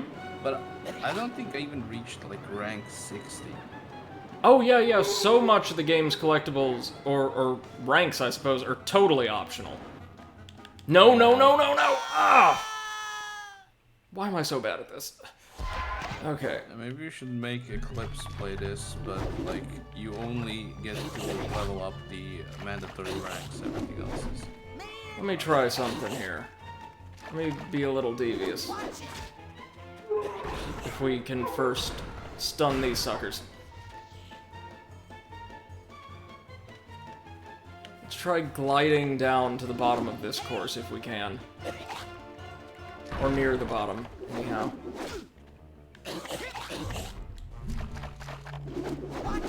I presume that's, yeah, exactly what the sword throwers are here for.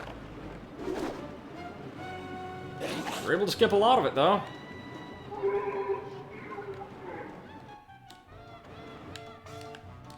Oh, you've really got to build up some fucking momentum, though. God's sake. Alright.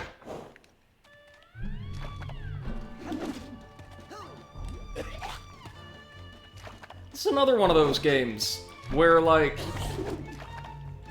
90% of it is not even, I wouldn't say, not particularly challenging, but actually quite easy. Yeah. And then they just rip the brakes off at the 11th hour. We made it, though, with the application of just a little cheese. And we now have infinite ammo. And we get our final reel of, concept art. Let's have a look-see. Okay, so there's Shigor, who didn't seem to go through many design changes according to this. Just some general art for the twisted interior of Thorny Towers. There's Lobato's tower. Mr. Pokelope looks as great in art as he does in the game. Oh! Well, this looks more interesting than the final stage. I just love the variety of colors in the actual elements instead of floating out in the void. Yeah, this was more circusy and less meaty. You know, Potato, I think that would be the change I would... The principal change I would make if you asked me to redesign this stage. Since we didn't get to see much of Raz's actual mind, and the aesthetic of meat really isn't explored in depth, probably couldn't be without getting kind of grisly, right? Make this a more traditionally circus-themed stage. Yeah, like, Raz's mind wasn't really that circusy. Well, it's because the brain tumbler was misinterpreting it, and most of it was, actually the coach's. Not his mind so much as his experiences being tossed about. Yeah, which is kind of like, you know, we didn't actually get to experience Raz's mind. Which is a shame. Practically at all. Alright, though, it's time for the final bosses.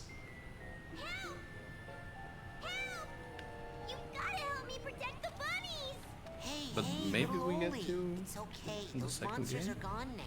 The bunnies are safe. We're all safe. No, it's not safe. He's coming. Who's coming? My dad. Your dad? The butcher? He says little bunnies are good for nothing. Nothing but food. Here, little bunnies. Yeah, and so Oleander sees his dad as a, like, serial-killing maniac. And it's us versus Mr. Oleander for the final boss. Who, to be fair, has a really nice design.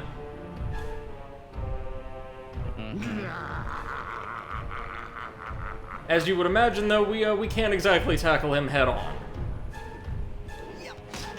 Why not? But, is Seth here, or did she leave? I do not know. Mr. Probably would have said something. Have you played or seen Borderlands 3, Brady? I've seen a bit of it, yeah. Have you seen the Penn and Teller boss? No. Okay, then I maybe spoiled something for you. No, I knew they were in the game, yeah.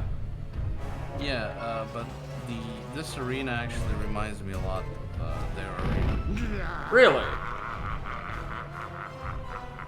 There's just a bit more like theatrical, post-apocalyptic junkyard, but like the concept is the same. A hole in the middle circle. Audience, supposedly.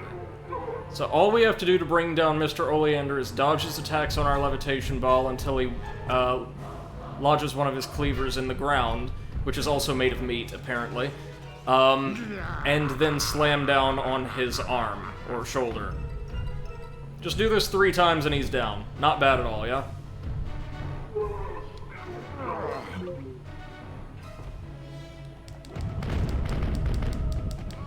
Oh, couldn't land at that time, though.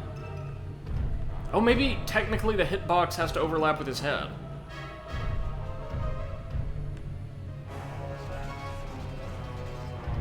Come here, buddy.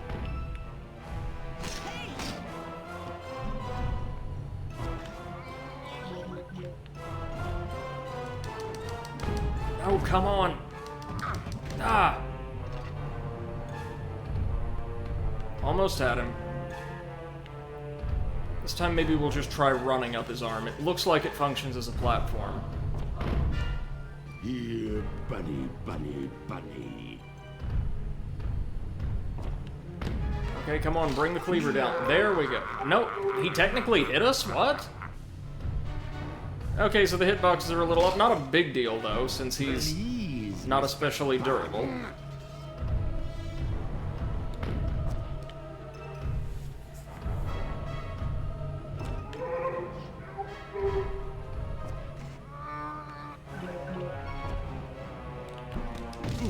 There we go. That's got him. Now we're on to phase 2. And phase 2 is the really dangerous one.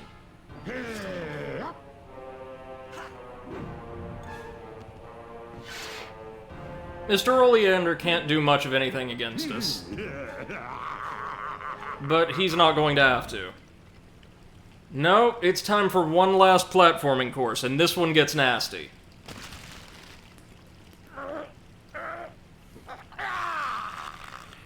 What's going on here?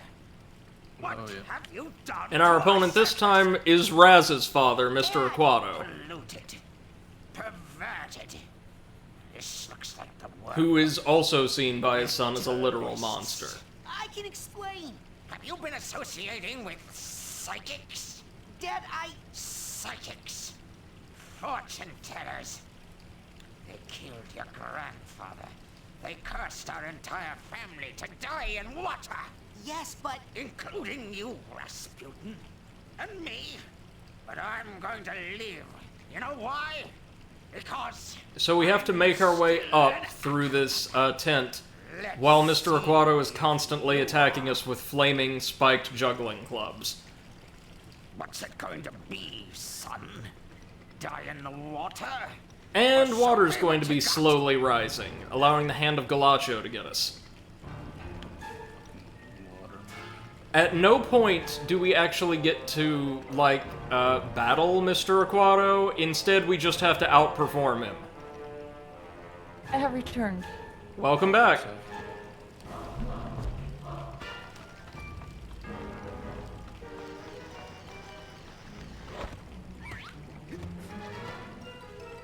Rasputin! Oh, look, meat trampolines. Normally exactly the kind of thing I would go for, but not now. No, you can't really catch those. Oh, this is fun. I was doing a random chalice dungeon just to get some blood echoes, right? Right. Mm-hmm. And Grinder. I was in layer 2. Accidentally dropped in one of those giant ass caverns. Mm-hmm. And then just before my death, as I hit the ground, Ailing Loran layer 4 appears in the corner. Oh no. You accidentally fell into Laran? No, I was in Loran, but layer 2. Ah. I accidentally fell down 2 layers. No, you can't really catch those. Incoming. There you go.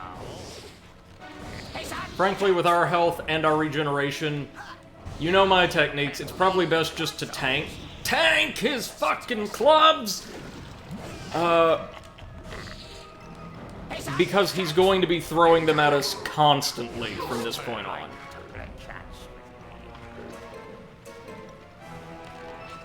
Hey, son, catch! Help. There you go. You used to like to play catch.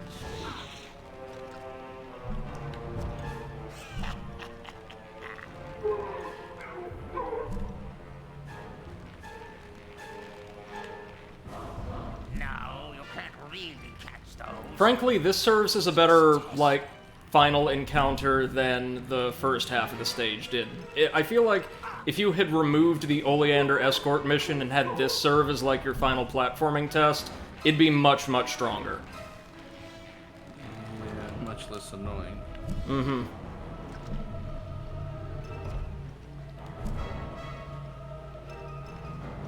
Now we've got to ride all of these meaty bubbles. You used to like to play catch. Good. Pretty good. There you go. Think fast. Hey, son, catch.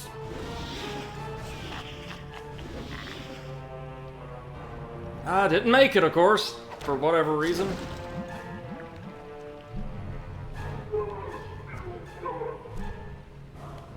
You always were scared of help. Think fast. There you go. There we go. Good. Pretty good. Hey, son, catch. You used to like to play catch. There we go. We're almost home free, pretty sure. Maybe if you spent more. Think fast. Watch it. Good. Go ahead. Deal all the damage you want. We're out of here.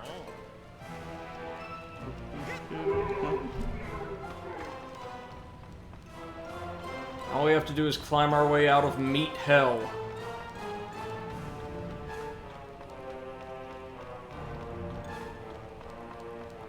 Oh, it's almost Sly time, y'all.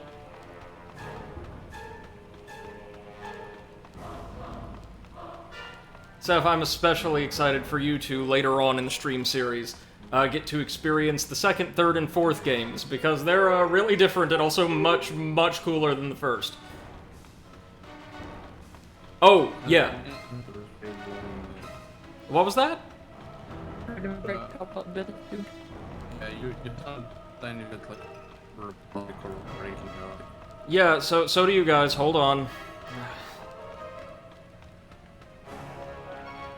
There we go. That should have done it. Dad, I made it! You cheated! Yeah. No! Sound so I far. used the acrobatics you taught me. Don't lie to me, cheater. You crystal ball. So that's phase 2 of the final boss done. You're no son of mine.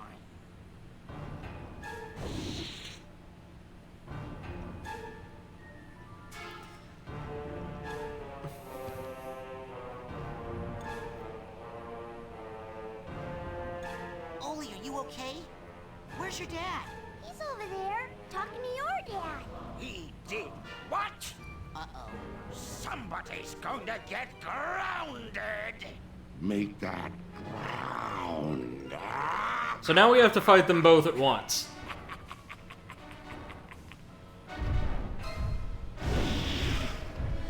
And for now, all we can really do is run. I believe.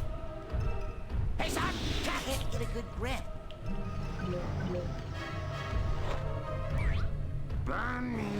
Incoming.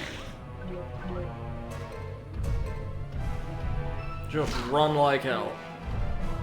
You used to like to play catch. Unless we're meant to... Yeah, we are not meant to throw the clubs at him. Catch those. I was just testing. Or are we meant to throw them at his head or something? Oh no, there we go. Yeah, okay, we can trip him up. So this is an actual fight. My bad, I misremembered. I thought we were just supposed to survive, but no. Please, Mr. Bun. Gotta throw the clubs into the butcher's feet, and then smack him in the face.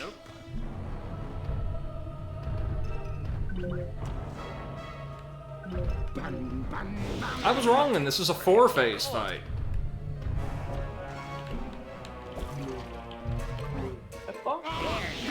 Alright. Phase 4. And oh, that's Grizzly.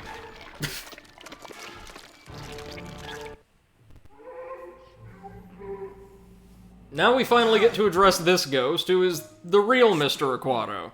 I see your skull is as hard to penetrate as ever. Dad! What is your brain doing out here in this tank with this other brain? And who are all these unconscious people? Remember, he's a psychic as well. Yeah, I don't think it's actually a ghost. I think this is an actual psychic. Like, Well, no, but we've seen it as like a spirit throughout the rest of the world, so I wasn't wanting to give anything away. Oh, sorry about that. No worries. Seeing my son happy. I don't hate psychics. I used my psychic connection with you to find me and to project myself into your mind. But how can you hate me for being psychic if you're psychic too? Son, I could never hate you. I only wanted you to be happy, Rasputin. And safe. Our family has many enemies.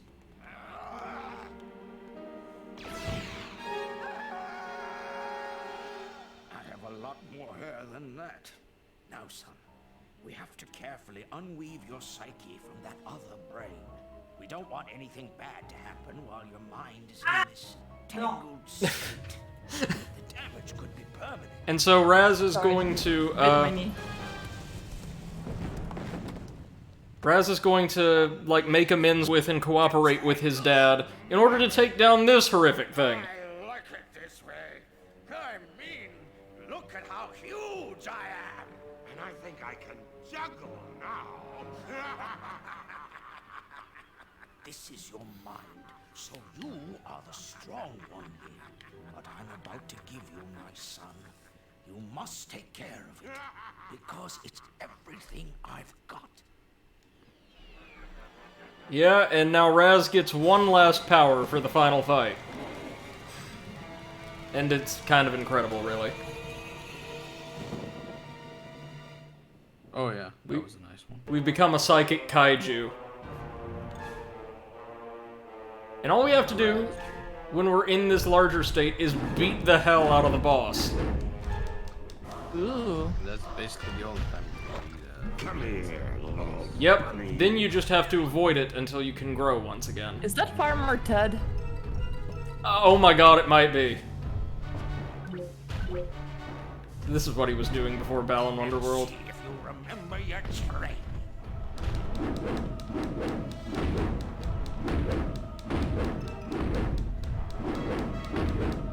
Rasputin!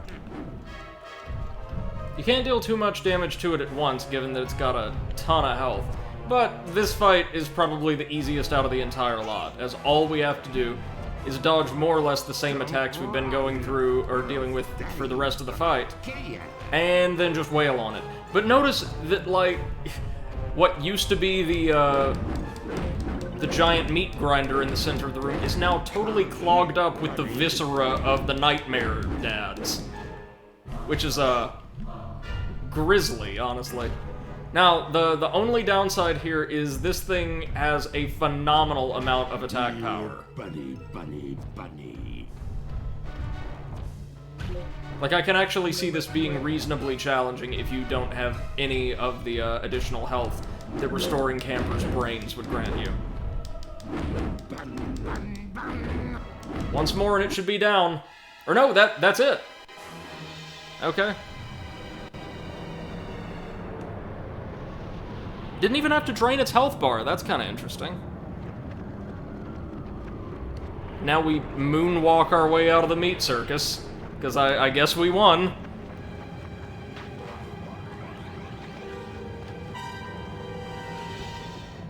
You could see, like, with that effect there, a lot of the aesthetics they were going for really did push the capabilities of the PS2. Bunnies! No! No meat! No more. No more meat. Look. There you go. Good Is it wrong for me to say I don't want this child to be happy after everything he's put us through? No problem, little Oli. He made the meat circus. That's unforgivable. Where's he going? We're separating the brains now, Rasputin. He'll be fine. Let's go inside. Man, I can't wait to tell you about all the messed up stuff that happened. Oh, I know a lot of it. While you were out, I poked Oh, and now they've made Tell up. me about this. And Raz's father is actually okay with him training, which is nice, otherwise we'd get no sequel. And so, that brings us to the end. And Coach Oleander is just forgiven for all of this. You know, I kind of always thought that Raz's opinion of his father was influenced a lot by his connection with Oleander. On a personal note, No, it seemed like his dad tried to keep him safe by keeping him from interacting with his powers at all and working him obscenely hard. And No, yeah, that's all fine, but I feel like before him getting mind connected with Oleander, he didn't have such a bad opinion of his dad. Right. Strong mind here. Well, I think the common theme between both of their participation in the final stage is they were genuinely afraid of their fathers. Quality of your heart, not your mind, that truly makes a great.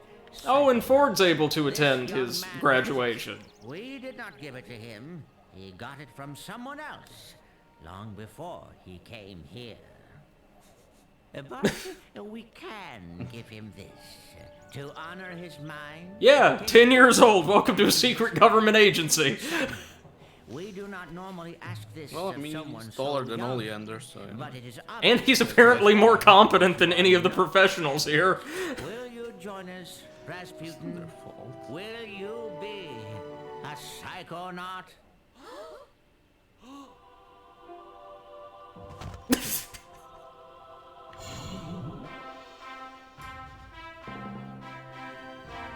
There we go, we actually get to see his haircut for once. Oh yeah, I think that was the weirdest part of the game for me. Yeah. Him without the cap. Also that very interesting shade of almost a magenta he has for hair, yeah? Yeah, he also, without the hat, looks Let's be at perfectly the same clear about time 10 and about 45. Right! entire life. Hey, the summer's not over yet. We can hang out for a couple of weeks. Wait, no, not magenta, his hair's like burgundy. Where's yours? They move around a lot. Sort of same as hers. Well, Yeah. You better go. Your dad's Maybe waiting a tad darker. And they explain this, right now, but Lily's here because her, I think her dad is the leader of the Psychonaut agency at present. We don't get to see him in this game, but he has truly incredible hair and features prominently in the VR game.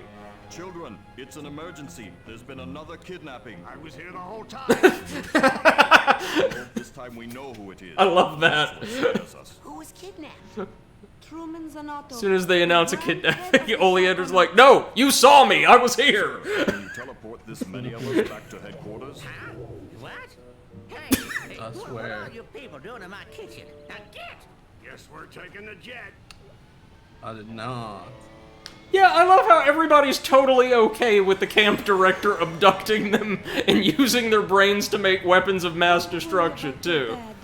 Oh, guys, I wanted to ask you something. Ma'am. Would you be okay with switching Saturday and Friday? Because I have a friend coming over on Friday evening and I'm not sure if I would make it in time for the recording. That's up to Potato, because I'm pretty sure it's his day, but I don't have a problem with it. I've taught you No, everything I do not can, agree. son. Kidding. You go Yeah. show them. Okay, thanks. Show them all. No problem, ma'am. Let's go. So, Potato, does that mean we'll be continuing yeah, Crash or Bloodborne? What'd you say, Brady? Does that mean we'll be continuing Crash or Bloodborne?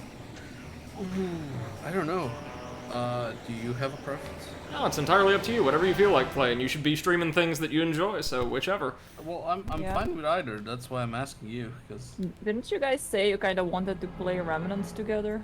Oh, that too, when we're done here. Do And I'm pretty sure that also Exit might join you as well on that, so... Sadly, Brady has it on the PS4. Mm-hmm. Ah. Right. And I have it on both platforms. Oh, look, we get, like, little photos of everyone in their mental worlds after Aw, we beat the that's game. cute. That also explains all the little soldier rabbits and piglets in Oleander's mind. Kinda cute. But wait, this means we're going now for Sly? Yes, ma'am. Provided that the PlayStation Now streaming service works, and, like, I don't overburden my internet connection by streaming my content while streaming their content to my console, I think we'll be fine. Yeah, I mean, worst case scenario, you don't need to share it on Discord, because that's Alright. a third streaming, so, yeah. Oh, Raz's father was voiced by Armin Shimmerman? Wow. Oh. I'm pretty sure he was Quark in Deep Space Nine. I think so. Oh. Yeah. Something else I realized. I watched Thor: The Dark World for the first time a couple days ago. And oh, there you go. The Dance Party. Friggin' love it. It's a good movie. But I didn't notice until the end, until I saw the credits, that Malekith, the King of the Dark Elves, was played by Christopher Eccleston, who was the Ninth Doctor on Doctor Who. Yeah. Oh. And who I always thought did a phenomenal job and is severely underappreciated. Oh, he was a really good doctor. I never watched Doctor Who, to be honest. There's Sasha and all of his censors.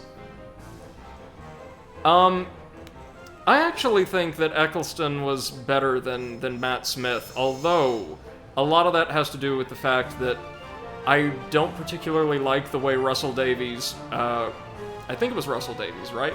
No. He was the first showrunner, the one I really liked. The showrunner who took over around the time that Matt Smith was inducted into the role, I don't like the way he wrote the show very much. You know, like, every episode ended up being about characters meeting 4 different versions of themselves from different timelines, and just got really both convoluted and incredibly repetitive in its plot.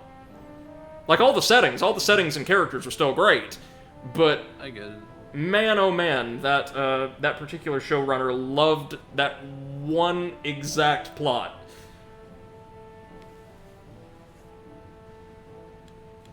Oh, there's Lungfishopolis.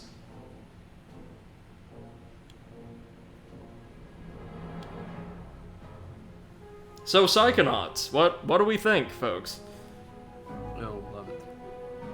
It's a classic, beautiful game. Honestly, I feel like everyone should play it at least once. Yeah, such a shame it didn't get much appreciation from consumers around the time of its release. Yeah, but I also think it's a little bit of has a little bit of a niche fan base, to be honest, because we saw that also Psychonauts 2 took its sweet time to come out, and I don't really think that a Psychonauts 3 will ever happen, so... I don't know. Since... We don't know yet. In the years following its release, actually, Seth, Psychonauts' biggest problem, as I understand it, was very poorly marketed, and a lot of its marketing didn't make it clear what the game was about. So, in the years following its release, Psychonauts actually developed, as far as niche, or I guess cult fan bases go, one of the largest fan bases in, like, its generation. Is that fair to say, Potato? Like, when I think of cult hits, I can't think of any more broadly appreciated than Psychonauts. But now there's a lot of people, a very, very large consumer base excited for the second game. If it sells well enough, and especially if Microsoft sees it sell well with their marketing engine behind it, I would not be surprised if we get a third game. And I would also be very, very happy. But you're right, it's up in the air. It all depends on how good the second game is, and how well marketed it is.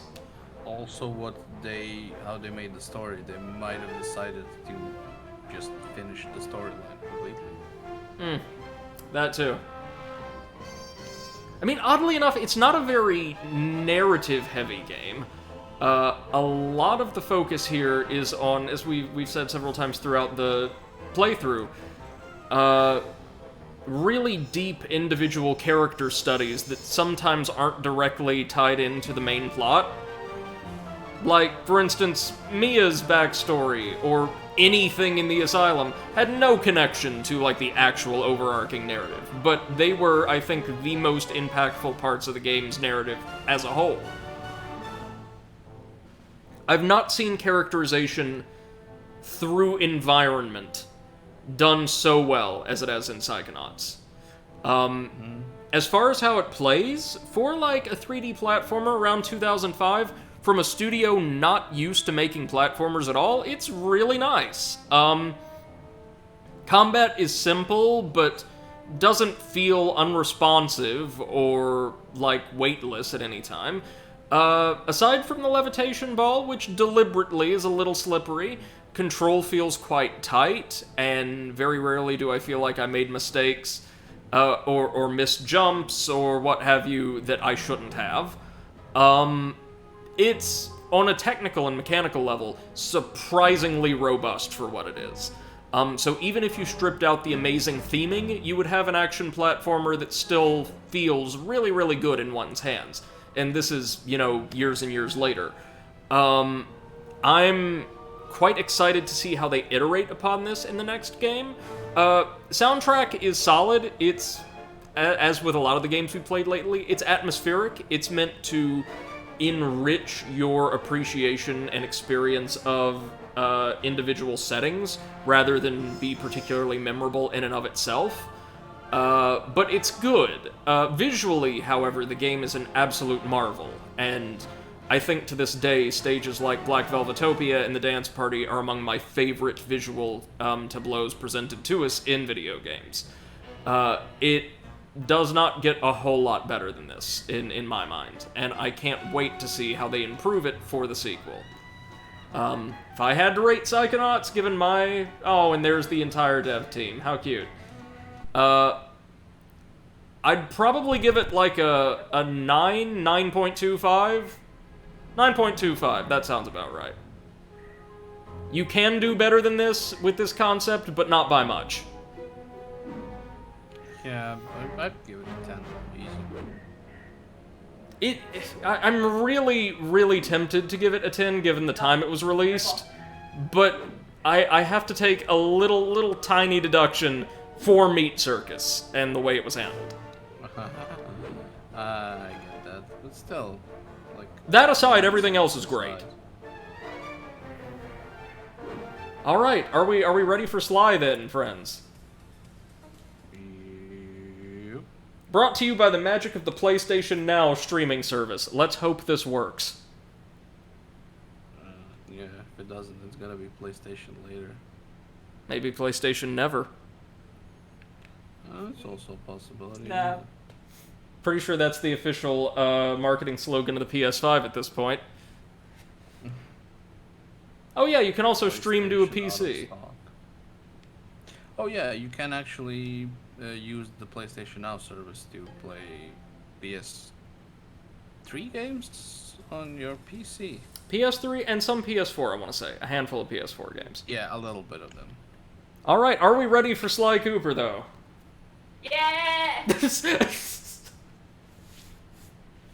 I'm wrestling with Beppa, but I'm ready. That's alright. So, as I've said many times, dear friends, Sly Cooper is one of my favorite franchises of all time. It's difficult to explain to you what the series is as a whole, but the first game, at least, I can describe quite well. It is an action platformer with a very, very slight emphasis on light stealth mechanics, and the presentation of a really visually striking and aesthetically diverse world across multiple different environments. All of these games are split up into chapters, each chapter correlating to a different geographical setting, and as we'll see, each chapter is completely unique within its game in terms of the color palette it uses, the aesthetics it presents you.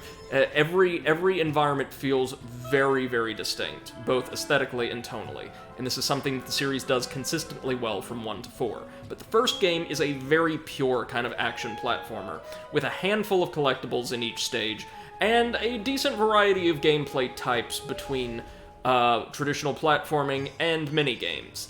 The second game, Onward, however, adopts a pretty significant variation to that gameplay style, instead becoming, I would argue, one of the most fulfilling and enjoyable formulae in an entirely different genre that I've ever played. Oh, one other thing to keep in mind about Sly, the cast of characters is both likable and well-written, and as you can hear right now, oh baby, this soundtrack is killer. Sly is inspired by classic espionage films and, like, heist films from the mid-20th century, and so as a result, the aesthetics, especially auditory aesthetics, are super slick. With that preamble out of the way, let's dive straight into Sly Cooper and the Thievius Raccoonus.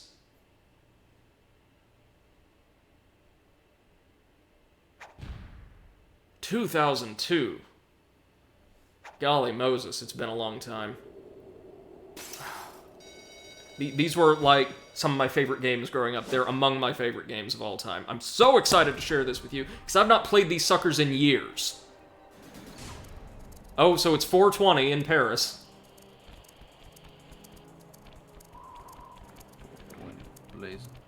And now what we're playing are remasters of the first 3 games, as handled by Sansaru, the same studio that handled the remaster or the reignition of Spyro 3 for the collection, and also the studio that made Sly 4.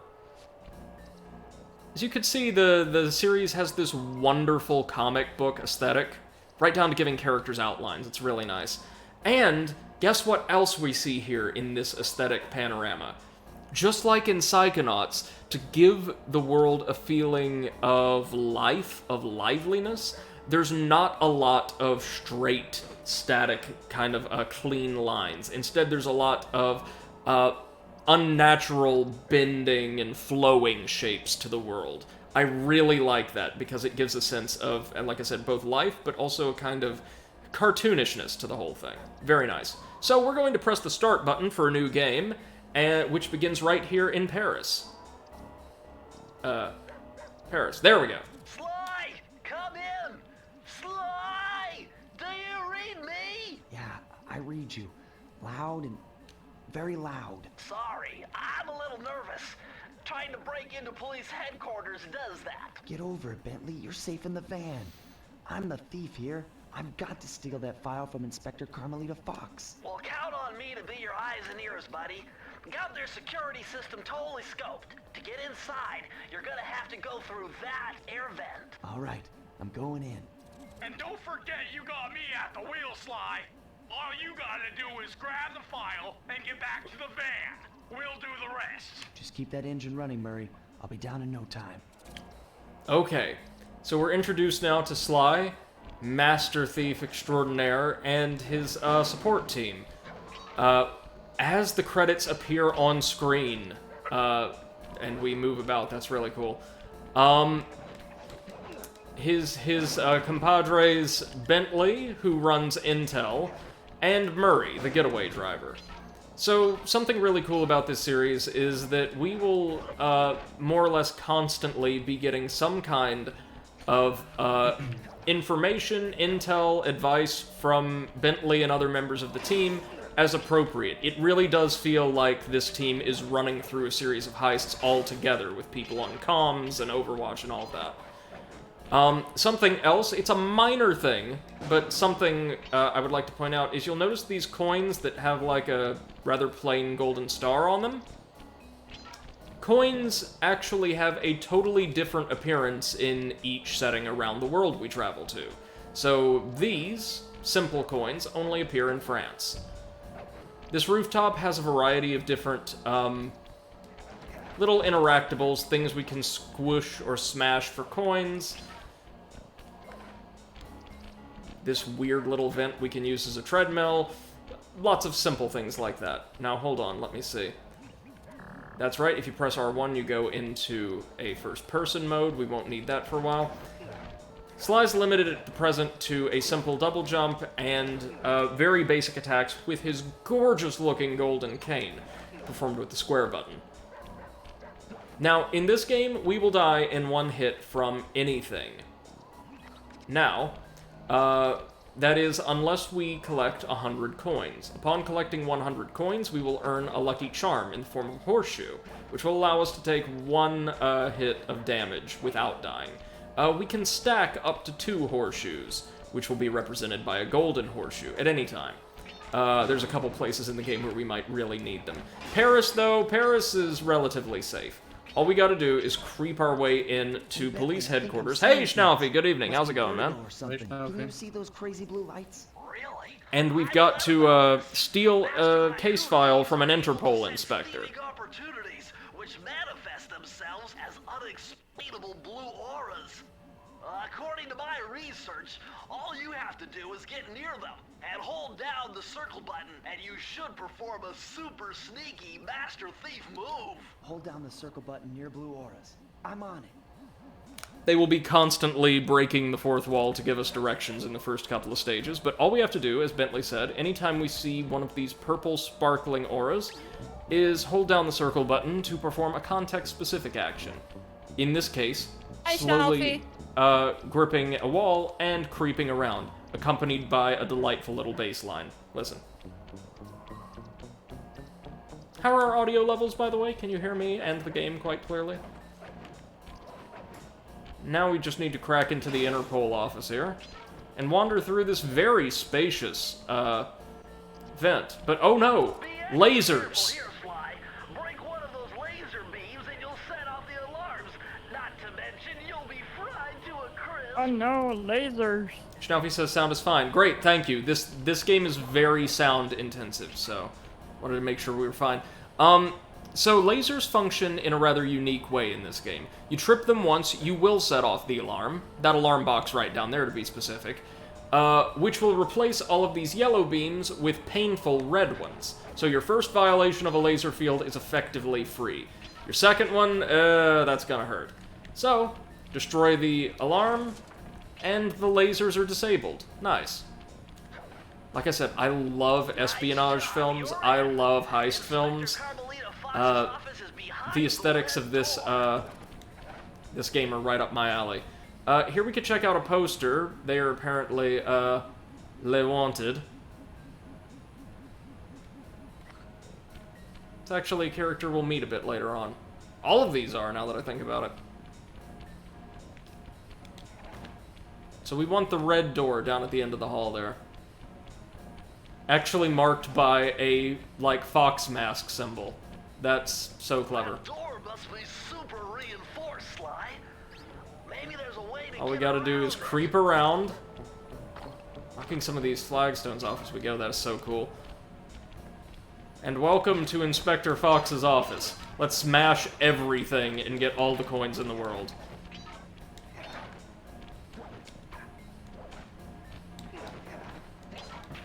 This series was, of course, made by Sucker Punch, who formerly had made Rocket Knight Adventures, and would later go on to create, I believe, the Infamous series, as well as, oh, what is it they're working on right now? Or no, they released Ghost of Tsushima recently, to critical acclaim, which is not as good as this. Way to go, Sly. This is where Inspector Carmelita Fox stashes. Now we've got to crack the safe. This one, Bentley will just give us the combination to. And discovered this vault's combo. Try dialing in 937. 937, you got it.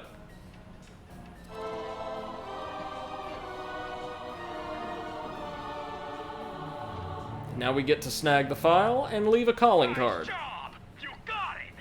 If you come down through the fire escape and head through the parking lot, we'll be waiting in the getaway van. So, Murray isn't extraordinarily helpful in this game, but I love him all the same. All of our characters are so wholesome and so lovely. Right, so as soon as we set foot on the fire escape, we get to meet Inspector Fox, who is our rival, so to speak, throughout the game. Raccoon, I've caught you red-handed. Ah, Carmelita. I haven't seen you since I gave you the slip in Bombay. Which reminds me, you need to return the Firestone of India to its rightful owners. And I was gonna give it to you as a little token of my... Hey, you know, that bazooka really brings out the color of your eyes. Very fetching. You think? This pistol packs a paralyzing punch. You ought to try it. Might snap you out of your crime spree. And give up our little rendezvous? Plenty of time for that once you're safely behind bars. Love to stick around and chat, but I just... Carmelita, oddly enough, has a different voice actress in every single entry of the series. And she's going to use her shock pistol to destroy the entire fire escape, so we gotta move. Carmelita is actually a very, very, very powerful opponent, and one who we will never be taking on directly, because, well, yikes. Here she is destroying her own department's entire fleet of vehicles, so we can make a getaway in our signature, very custom detailed Cooper gang van.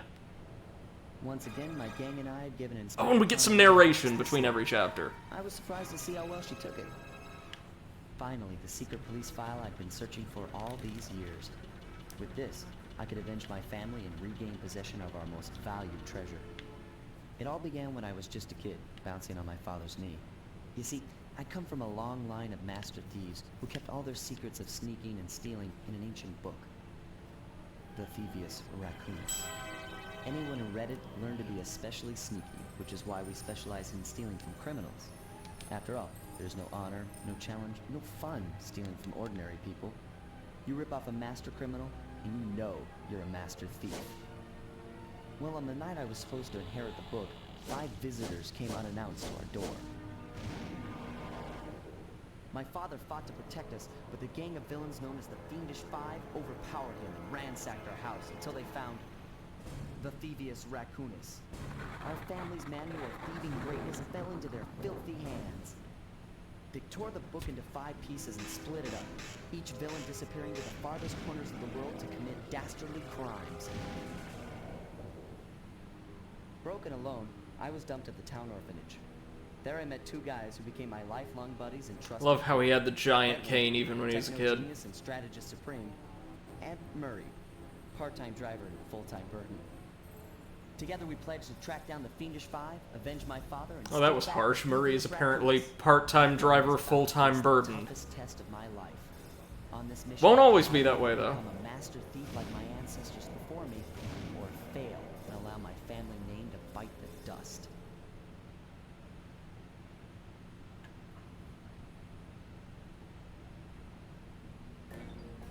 Okay, so there's our setup. Sly's father was murdered by an international crime ring when he was just a child, and the family book of thieving secrets was divided into 5 sections and spirited away to different corners of the globe. He's on a track to recover them all, because the Cooper family are experts in stealing from other master criminals. They're not exactly Robin Hoods, but they believe it's more challenging to face other, like, shady underworld types. Even though the Cooper gang we have are generally good people all the same. So, our task is quite simple. Head out into the world, track down each member of the crime syndicate, and get back their section of the book, which has been split further into individual pages or chapters that they've locked away in different parts of their domains. This is our home base, though, the van. Work back there at police headquarters, Sly. Come see me if you want to check out any of your old movies. I've got them all here on my computer. So you can rewatch cutscenes with Bentley. To move around the hideout and the X button to select things. So, we will get to move over to this little nook which houses the plans for our first heist. A route to our first target. And have a look at where we're going.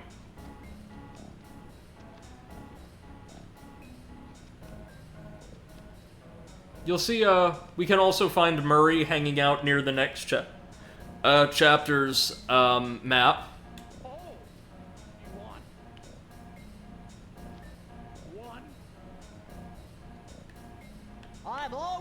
You'll notice that each chapter has a different aesthetic, even represented in its little map niche.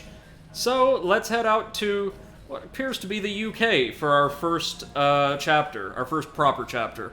Oh, guys, get ready. It's about to get really, really good. But first, in order to properly characterize the area we're heading to and the stakes, we've got to receive a little briefing on our opponent for this chapter. This is something else that Sly does phenomenally well. Every single chapter, or set of chapters in the second game, is themed around one particular antagonist who commands territory in a certain part of the world.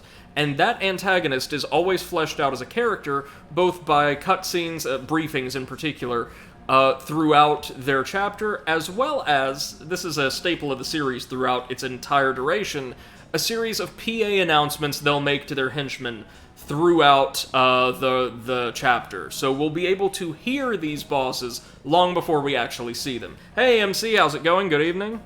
Yeah, I'm very excited. This is great. So let's head off to the UK. I've already plotted a route. Oh, sorry, they're not called chapters in this series. They're called episodes. I needed to study up on Sir Raleigh the Frog. As a young man, this hot-tempered frog grew bored of his life of luxury and privilege. On a whim, he tried his hand at a bit of piracy and found it to his liking. Raleigh, who quickly became addicted to crime, was brought into the Fiendish Five as chief machinist, where his evil tinkering genius rose to new heights. The last reported sighting of this mad machinist was off the soggy coast of the Isle of Wrath, a small island uncomfortably situated in the middle of a perilous Welsh triangle.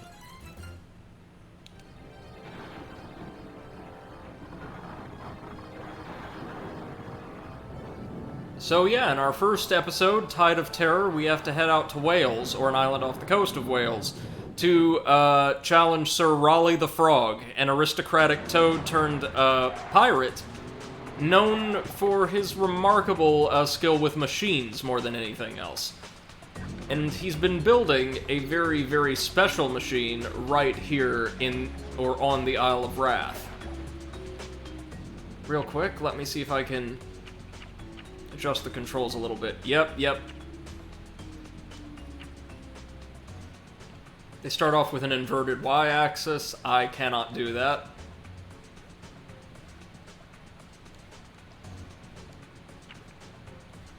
There we go. Let's see. Oh, no. We want normal camera, my bad.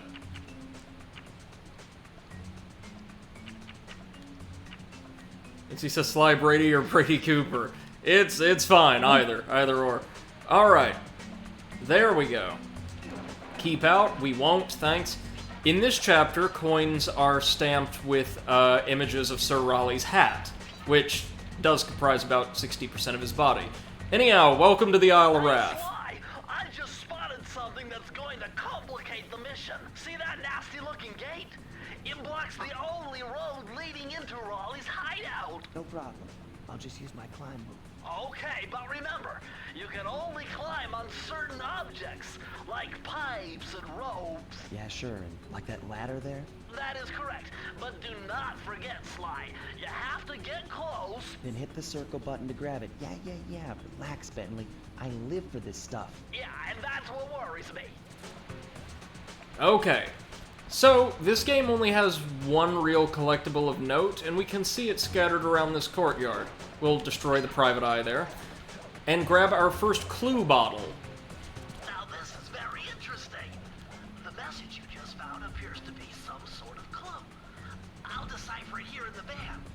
In the meantime, see if you can find any more clues. The more I have, the easier it'll be to crack the code.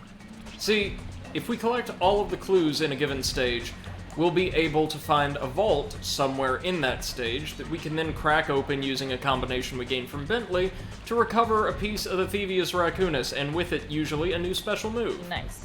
Oh, I forgot you can't sprint in this game. That was added in the second. Alright, time to encounter our first guards.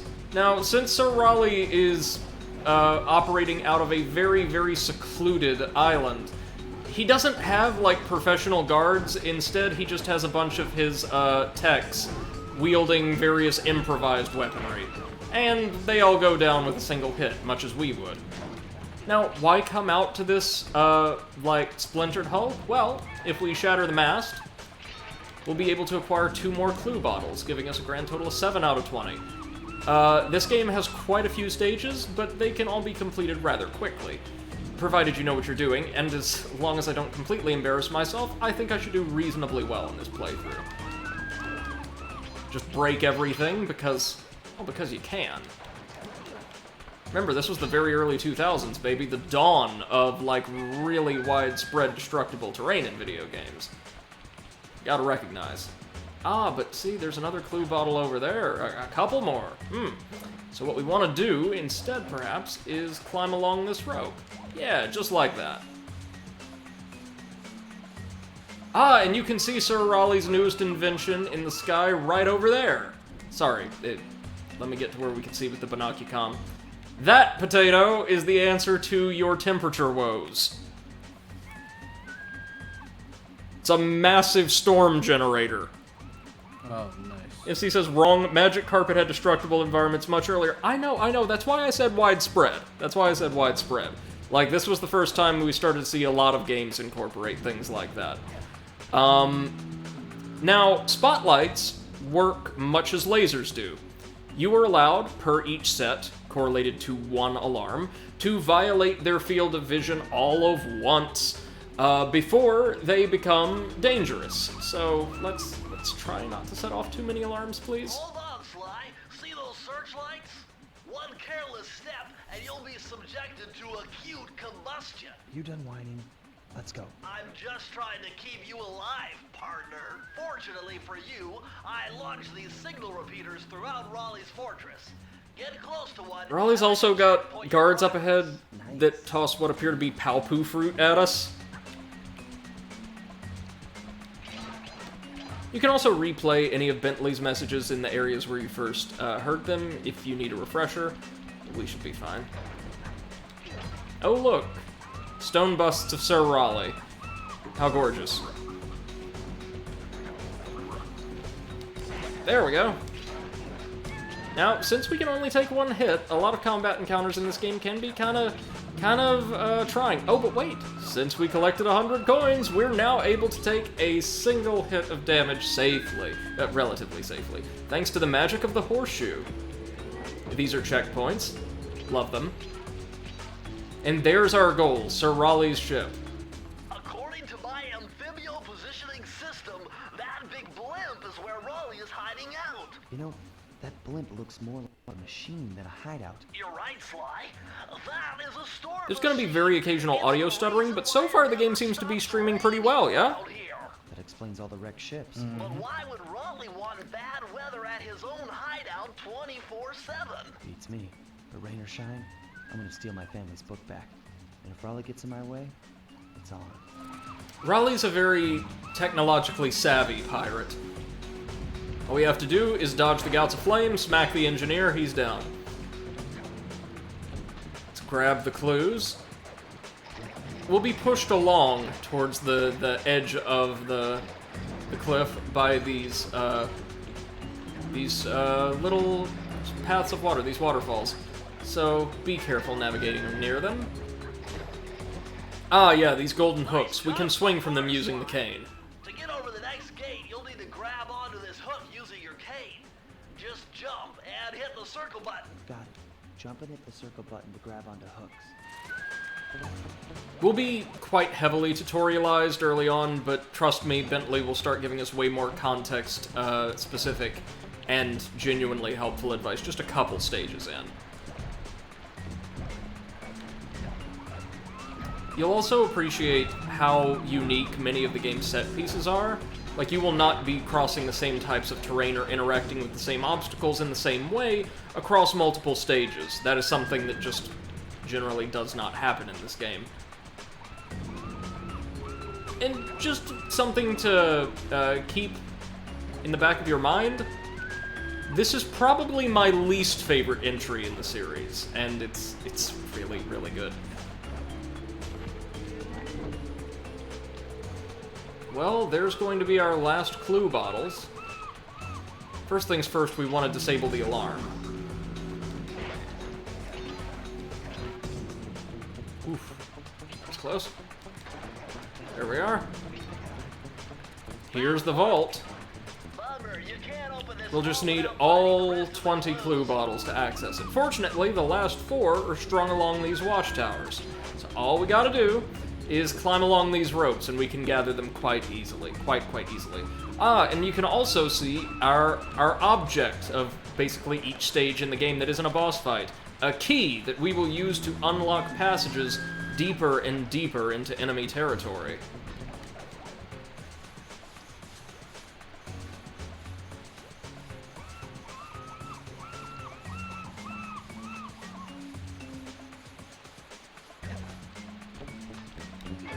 Now we can crack the vault and earn a super special thief move, or upgrade. Now find out vault! Press the circle to enter the vault code. The clues have led me to believe that the code for this vault is 792. 792, on it.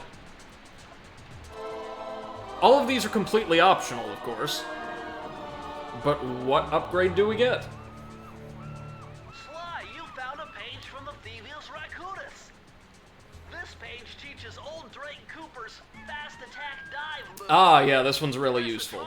A lot of them are more or less novelties, but the fast attack dive, yeah, super helpful at taking out enemies at kind of a medium range. Observe. By pressing the triangle button, we get to catch some serious air and just leap straight at an enemy, twirling our cane. There are further upgrades for that move specifically we can unlock, and it's probably going to stay. Torpedo. Exactly. Exactly, a Cupido, if you will. A Cupido, yes. Oh Now, my god. What? Nothing. It's like Cupid. Ah, yes, Cupid's heavy artillery. Yes. Instead of a bow and arrow, he's just shooting with a machine gun. Now, the great thing about these keys, kids, is that they are, in fact, reusable within the context of their chapter. But we'll need more and more of them to access deeper and deeper territory. Now, something else really cool. Each chapter, with the exception of the last one, actually has a central hub area that branches off into anywhere from, I think, 5 to 6 different smaller areas that you access after a single introductory stage. Observe. If we view our map here, we just came through the stealthy approach stage, which is the intro stage for Tide of Terror, which in turn brought us to the hub area, the grounds. And from here, you can see those flashing key symbols on the map. Apparently, we have 4 different stages we can tackle in any order we so choose. Fun! Nice. And our goal is to make it across the courtyard of this bizarre-looking castle ship to make it to Sir Raleigh's blimp. Secured location on this boat. Oh, this is so good. His police files suggest, and that's where I'll find him. Wonderful idea. It's another one of those platformers that has a surprising amount of personality and distinctiveness in its world design, right? We're not seeing any of the standard biomes here, or we won't. Through that high voltage power tube. To do that without getting electrocuted, you'd have to destroy that power generator. And to do that, you need 2 more of Raleigh's treasure keys, which are heavily guarded. Interesting. So when are you gonna get to the impossible part? Fine, but I warned you. I marked the areas you need to hit with holographic markers. Follow them to your objectives. Thanks. Don't mention it. It's your funeral. All right. So let's make our way on over to Raleigh's ship and then see what stages await us. I've remembered them all, but not exactly where each of them are. There we go. Now we've built up 2 pips of damage resistance. Let's climb our way on board. Ah!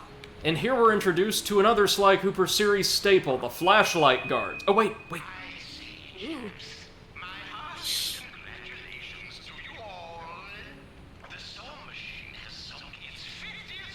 Keep going. Look at him. So cute.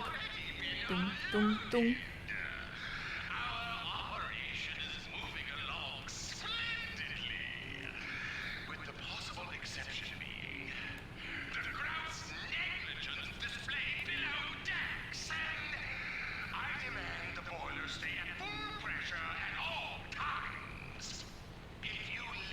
Is their line of sight just a flashlight? Yes.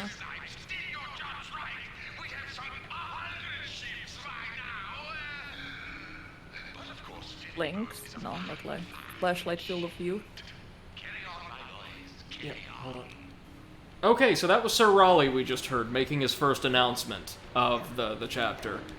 Again, we will be introduced to our bosses through these little speeches they give sporadically. This will remain consistent through the rest of the series. Really, really cool way to characterize your bosses before you ever see them, I think. And yes, Seth, flashlight guards function quite differently.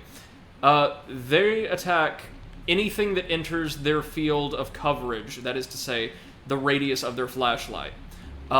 And those attacks are nigh instantaneous and damn near unavoidable. If you enter a flashlight guard's beam, odds are all but certain you will take damage. So, this is where one of those light stealth elements comes in. You usually want to approach from behind and whack them that way. Each flashlight guard, or each chapter, has distinct flashlight guards with their own sources of illumination, their own ranged attacks. Those one-eyed cephalopodic monsters use simple, like, industrial flashlights and will spit gobs of ink at us if we get too close. Extra life? Why not? Might need it. Hopefully not. Huh. Where to begin? Where to begin? Why don't we start right here in... This might be Raleigh's museum? Yeah, high-class heist. Actually, I want to wait on this one. This one's really good. Let's go to the... maybe the fire down below?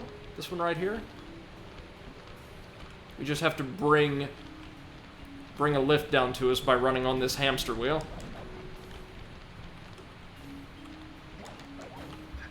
Swing along the life preservers, somehow without rupturing them with the cane. That's dexterity. And time for the fire down below. We've got to infiltrate one of the boiler rooms to find a key hidden somewhere down here. Temperature's reading way off the charts in here. This must be the power source for the storm machine. So, there's lots of clue bottles, relatively speaking, in this stage, and the vault is right at the very entrance, so it's gonna take a little doing to collect them all. Never you worry, though. You're riding shotgun with an expert, for once. Yay! Guys, it feels so different to play a game I'm actually good at.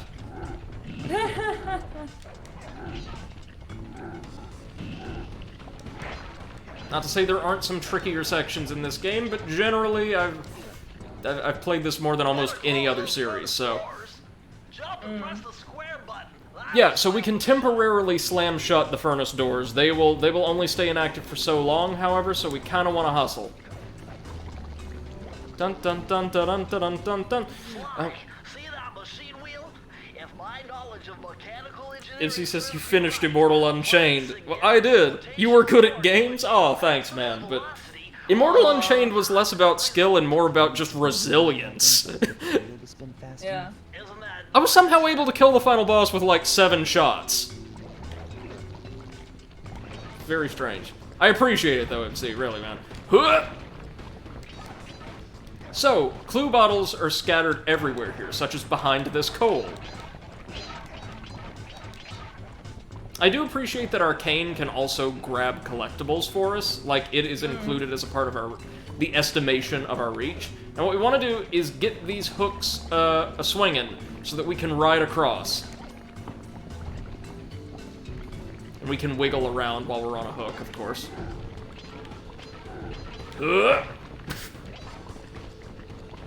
Love how we smack them so hard they just phase out of existence.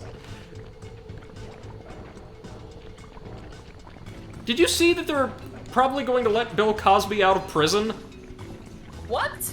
Yeah, the Pennsylvania Supreme Court overturned his conviction. What?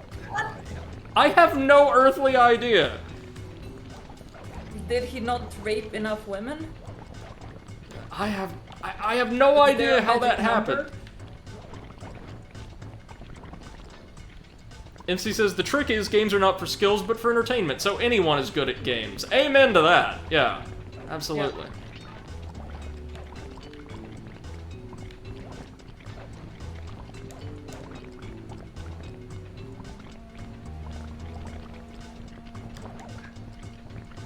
if I had to guess, Cosby has to be getting out effectively on a technicality. Like, his army of lawyers found something wrong with the chain of evidence, or... bullshit, obviously. But enough to get them to throw the conviction out.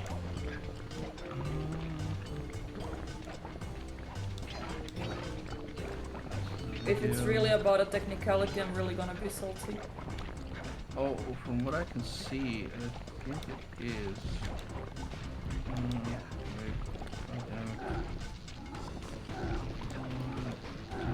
Oop, there we go. We took some damage, but that's fine. That's what the horseshoes are for. Apparently, with a prior prosecutor, he had a non-prosecution agreement. What? That's why they overturned his conviction. Son of a bitch! And the ruling bars any retrial in the case. How? Also, what prosecutor worth their salt was like, yeah, we won't try this, don't worry. Well, apparently he was given a deal and he had immunity for some reason.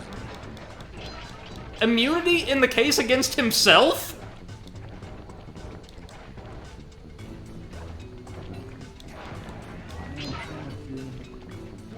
As he says, and yes, my entertainment is mastering the game's skills. Oh, I... get that one, man. Alright, oh, wait. We tripped a spotlight, so now we cannot make contact with that beam again or we'll take damage. My bad, I forgot about this one. What we've got to do is run a massive superheated chunk of ore along the conveyor belts all the way to this little observation window, so it'll shatter it and allow us access to the key. There you go. Come on. One more ought to do it. Apparently,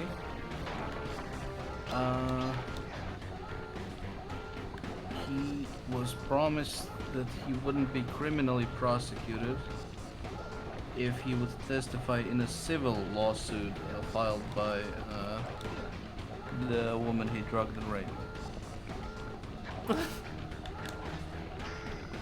If he testified against himself.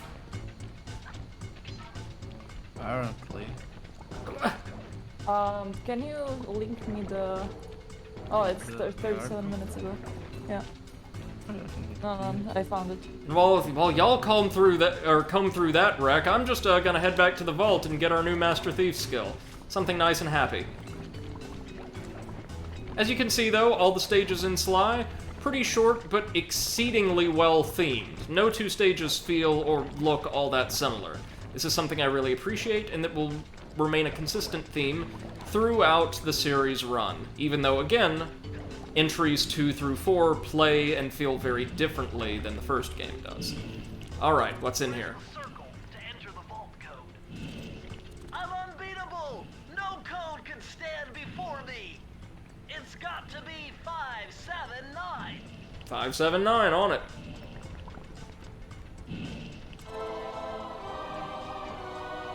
We've now got 5% completion. Interesting. Old Sally Cooper's fast getaway raccoon roll. Oh, the raccoon roll. I also really like this one. It's this game's equivalent of a sprint.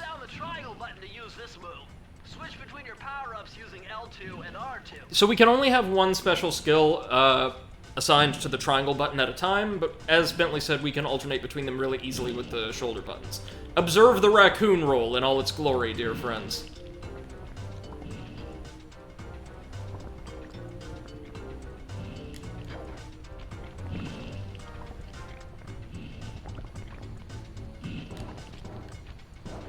Just adorable. Adorable, and also really necessary if you want to do something optional later in the game, which, I don't. Like Crash Bandicoot, this game includes time trials called, I believe, Master Thief Trials, but I want to say, aside from a couple extra movies, if you complete them all, you don't get anything for clearing them. So, we'll probably be showing a couple of them off, but certainly won't be completing them all. Thoughts on this stage, friends, as we've effectively completed it?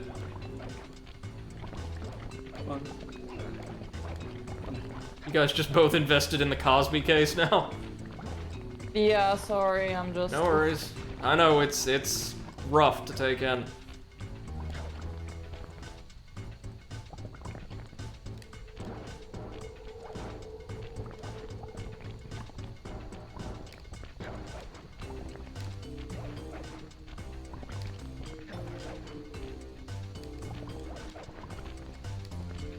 Alright, let's get this key that is being stored in a very ornate vault in the middle of an engine room for whatever reason.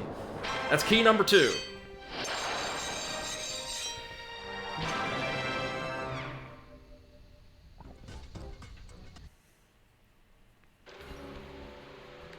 Now, let's make our way into that second story door up there. We need just 3 keys to smash the generator and proceed through the tunnel, but you know us, we're completionists. And I think we'll need all of the chapter's keys in the end, anyhow.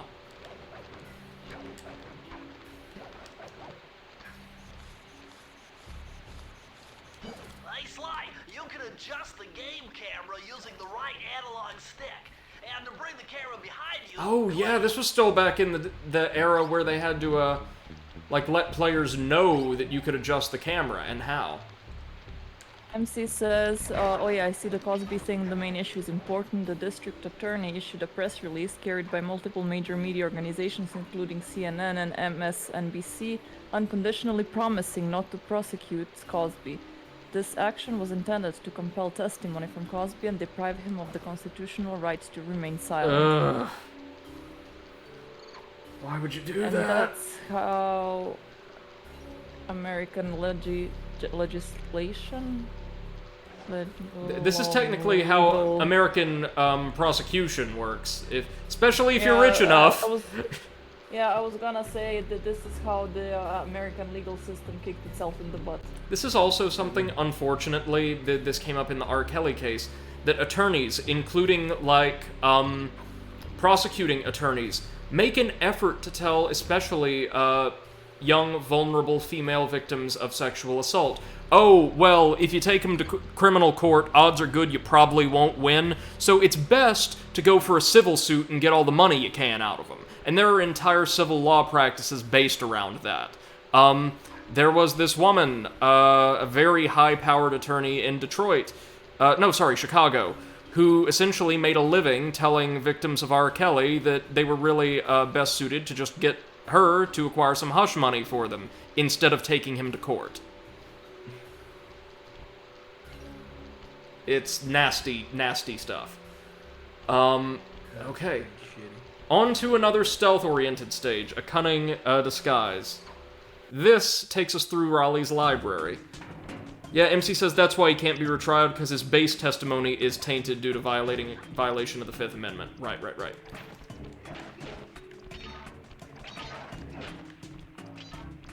Yeah, but the thing is, it's only in the case of that one woman. I'm pretty sure they can still try him for all the other ones. Fingers crossed, yeah. Okay, so Raleigh has some very interesting turret guns hidden in his globes. I'm gonna enjoy this. Don't you get it, Sly? And if we set foot on those tapestries, they'll open fire. Becoming a master thief. You'll be a master dartboard. Wait a second. What if I jumped into that barrel for protection? I don't know. It looks pretty risky and very unsanitary. Only one way to find out. Now, fortunately, the guns only fire darts, meaning they can't penetrate our thick barrel armor, and yes, this is Sly Cooper's equivalent of the cardboard box. We will see the barrel several times. Now, good news about these turret guns, friends, is they can be destroyed with a single swing of the cane, allowing us free reign to explore as necessary.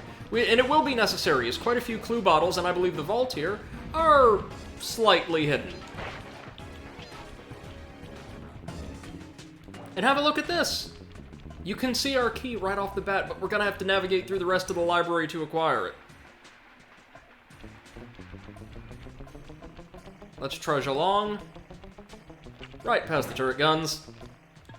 Don't violate the field of vision of the flashlight guard. I bet if you stayed still inside the barrel, the guard won't be able to see you, even if he shines his flashlight on you. And as it happens, old Bentley is absolutely correct. As long as we're static in our barrel when the guard passes its beam over us, they cannot detect us. These vaults almost always contain 2 or 3 clue bottles. I think maybe just 2 in this game.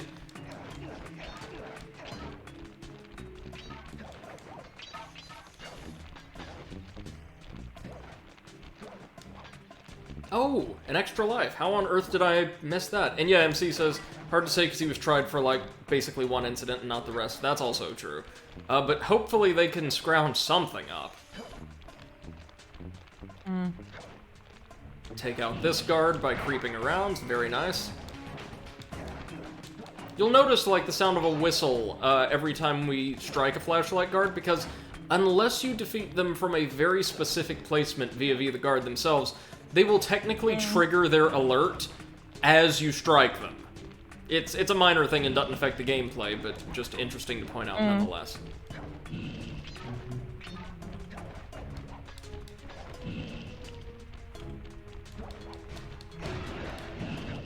Got over half the clues, that's nice.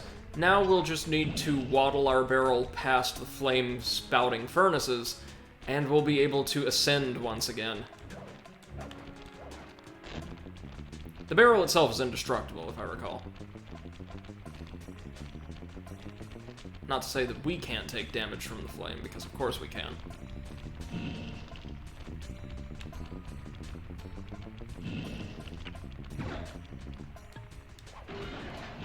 There we go. And you can just barely tell, right? But these are actually glass windows, not like a solid wall. You can see the rest of Raleigh's ship from here, or a great deal of it. It's very nice how they're consistent with the positioning of areas relative to each other in this game. Really do appreciate that.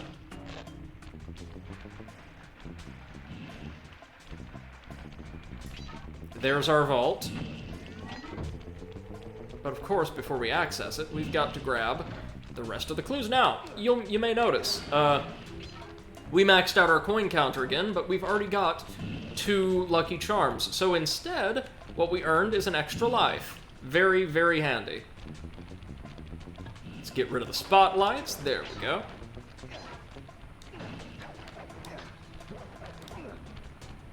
Is that all the clues there? It is, it is.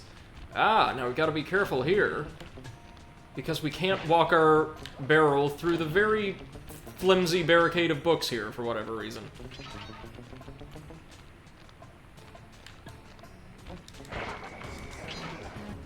Flashlight guards are down.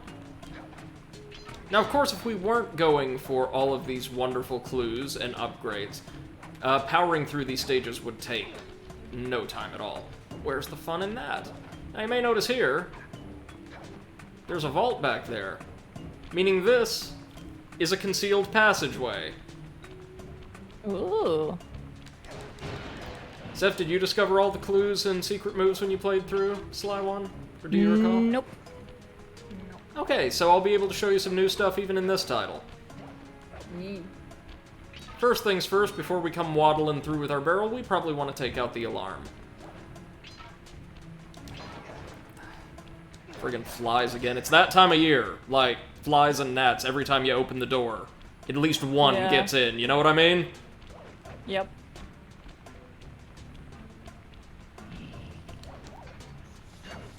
Let's make our way over to the vault, and what do we have? Alright, Bentley, what's the vault code? The answer was simple. Dial in 242. 242. You got it. 7% completion. I think we'll keep playing today until we, maybe about another half hour or so, until we, defeat Sir Raleigh. Are the blueprints of Raleigh's entire operation. I wonder... Yes, I can wire this info directly into your binocucom. Yeah, so we'll get an upgrade like this in every chapter.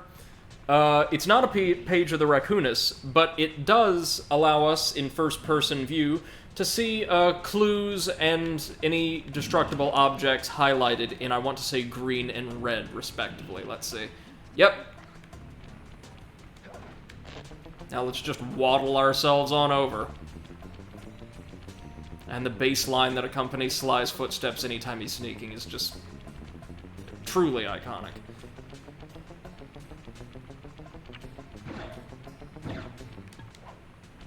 Alright, and that completes the library, probably the most stealth-intensive stage in Raleigh's chapter, after a certain fashion, and gives us key number 3. We've got 2 more in the front courtyard, and then it's on to the rear.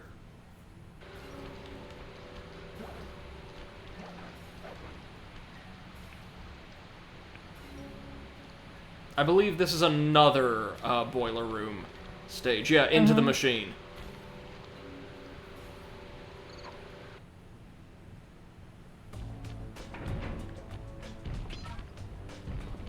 Oh wait, we can talk to Bentley here. Okay, is he just going to tell us about the vents again? Better close those furnace doors. Yeah, okay. Jump and press the square button. I was about to say, it's odd to see a Bentley message that we don't trigger automatically. That's because he was just giving us the same exact info twice. Alright. I guess since you could wander into either this or the fire down below first, it makes sense that they would want to give you that info. Eureka! We're in the engine room. Ah, yeah, this is the engine room. Nice. Tells me that if you trace the spinning crankshaft all the way back to its source, you'll find Raleigh's treasure key and sabotage his machine while you're at it. Yeah, as Bentley pointed out, we're going to be simultaneously making our way to Raleigh and dismantling his massive weather engine. Remember, Sly, hold down the circle button near the blue stealth auras to perform super sneaky thief moves. Yeah, Bentley, no worries. I'm the king of the super sneaky thief moves. As people who watch this channel know, I'm great at stealth, just the best. Oh yeah. Like, so Very good, you sneaky guys. sneaky.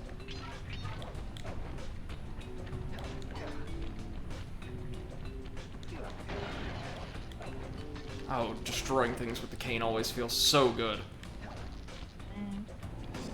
Feels powerful. Ugh.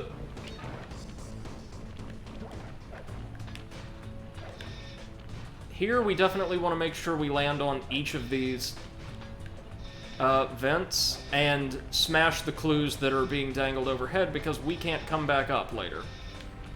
If we knock a clue bottle to the floor, though, it's no problem. As soon as we land, we can just run along and gather them all up. Like so. Nice and easy. Oh yeah. Sucker Punch were also, much like the Double Fine team, really fond of including in their games, as we'll see through the first 3 releases, little bits and bobs of the development process in the form of short documentaries or interview videos, letting people know how they put together the world that the players were experiencing. Something I really appreciate them for. They seem like absolutely phenomenal people. Are the coins also a valuable collectible? Or is it just one? No. They just give us lucky charms or additional lives every Okay. time we collect 100.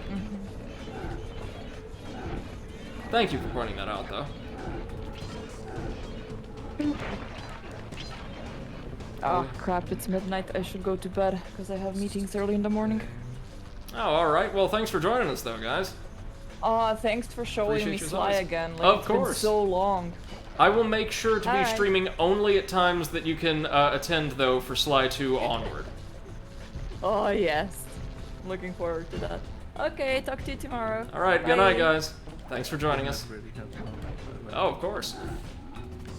Let's see, all we have to do is make our way through the maintenance tunnels, I think. Yep, one more section with these suspended clue bottles, with the added complication now of laser fences. Yay! Not too difficult to maneuver around, though, honestly. Just have to be careful because there's that one clue bottle right over there. Alright, and we got it. Meaning we should be able to gain the special thief move in one go this go-around. MC says your best bottle, stick to the end. Thanks, MC. I appreciate it, man. Appreciate you as always. Let's see, just 6 more clue bottles. And I think they'll all be right here in the engine room, which is quite the set piece. Yep.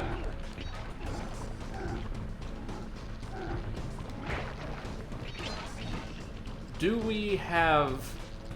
No bottles here, just the 2 hanging right up here. There we go.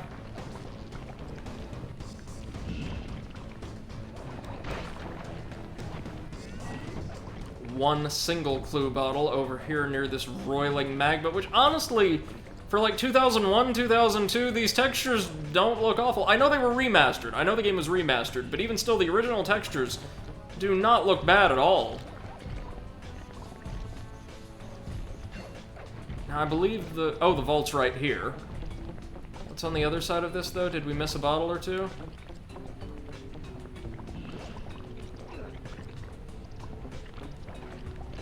Let's just jump up here. As he says, I think I saw a bottle back in the pool. We will see. Hold on, there's two right here, that's for certain. Yeah, there is just one left. Okay. Let's see. This is where we can actually use Raleigh's info to help us out. No? Ah, it's up there! There we go. Now, what we want to do is clamber our way around to the right side of this massive shaft. Then ride the piston slowly pumping tar. Or coated in tar, I should say, up.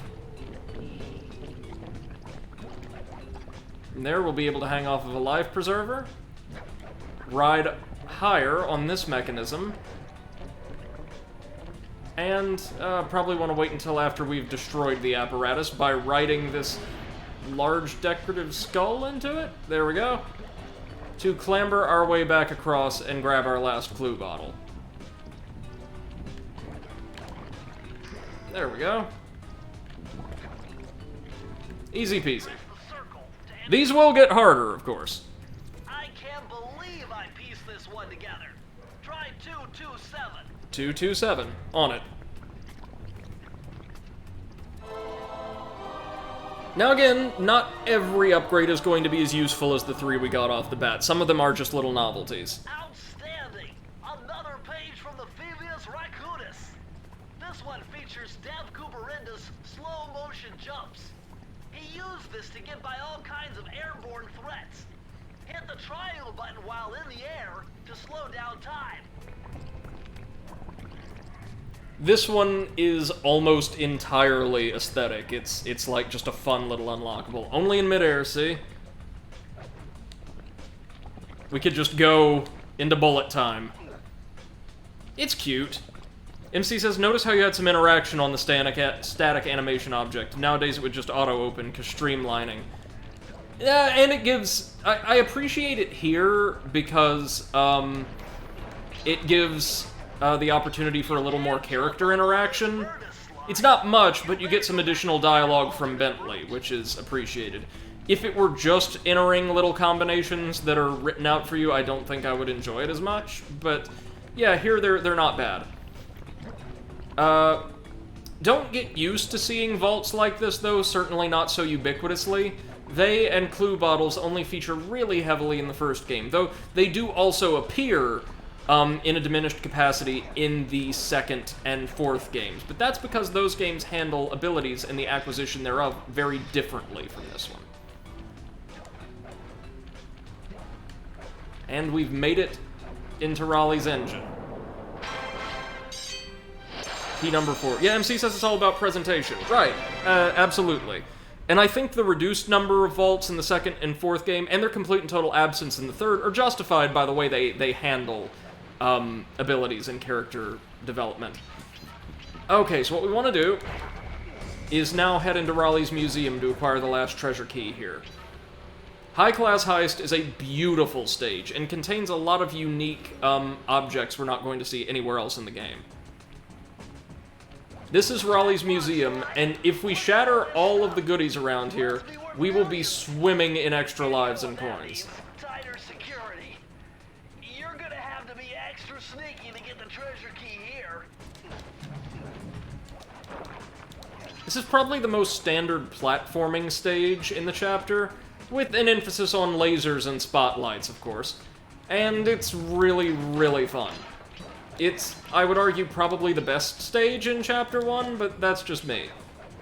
You know how much I like my opulent, extravagant stuff, so this one just hits home for me.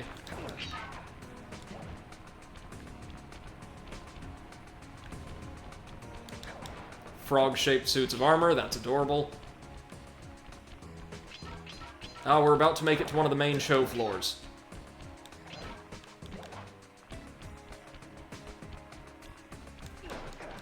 Look at all of these.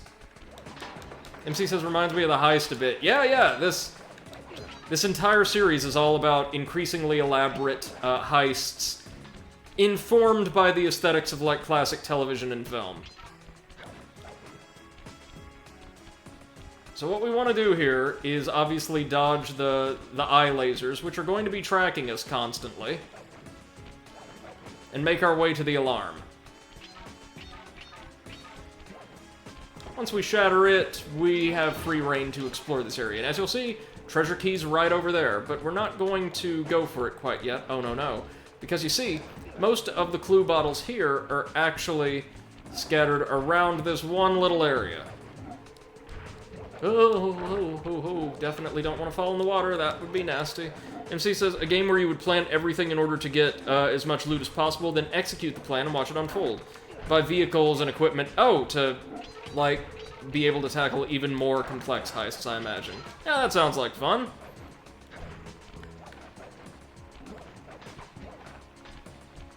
Kind of like a more logistically focused Payday. Yeah, I could see that being a good time. Let's grab that sucker. And again, all these sculptures of Raleigh, totally unique. I don't think you see them anywhere else in the entire game.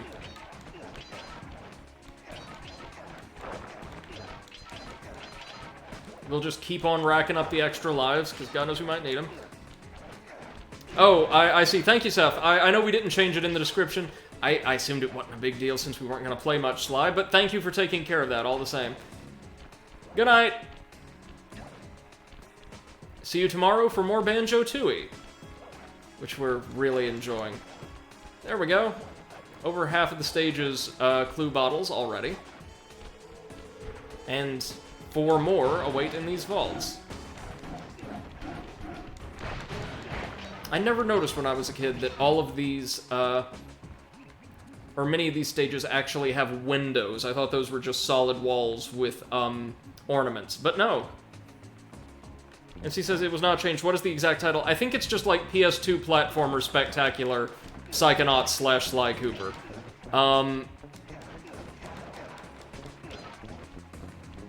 You can see the challenge here, right? We're going to have to platform across all of these lily pads with a sweeping network of lasers covering each. So, we want to be, yikes, really careful. This is where the platforming can start to get a little tricky for maybe the first time. Now remember though, because of the way the lasers function, we do get a mulligan, and we won't need it, wow!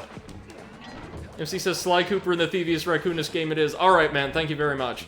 We will be keeping that for the next few streams. Sly 1 is a good game, though it's not especially long. I expect to complete it, or at least complete what we'll see of it, inside of probably 2 more streams. Sly 2, 3, and 4, however, are considerably longer, and may require anywhere from 4 to 6 streams apiece, which I'm all for, because this is revisiting the very best part of my childhood, and I love it. Now our last 2 bottles should be, yep, right over here.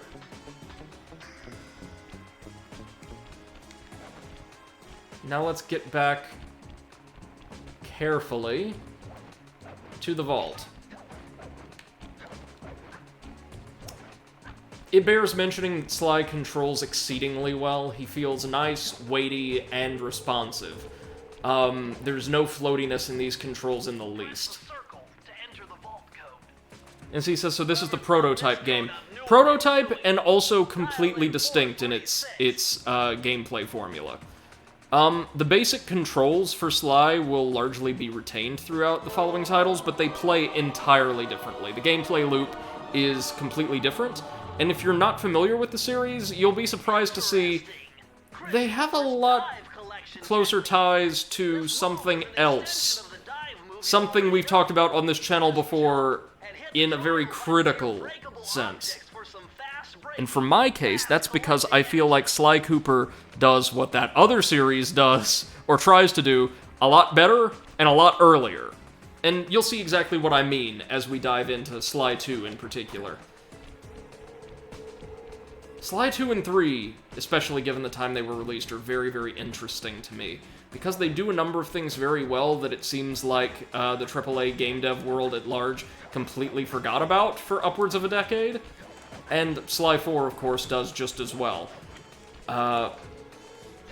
But you'll see what I'm talking about. I don't want to give too much away, but 2 and 3 do some very interesting things with their gameplay loop, with their mechanical design. This is just an insanely well-designed action platformer with some light stealth elements sprinkled in and some pretty solid mini-games. The next 2 games do a lot more. A lot more.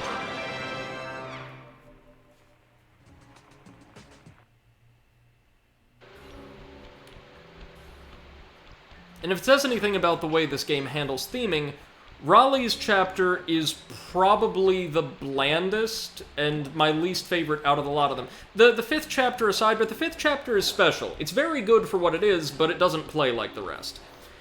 MC says the number of games that have made something unique at the time to finally get mainstream attention is staggering, just hard to figure out. Yeah.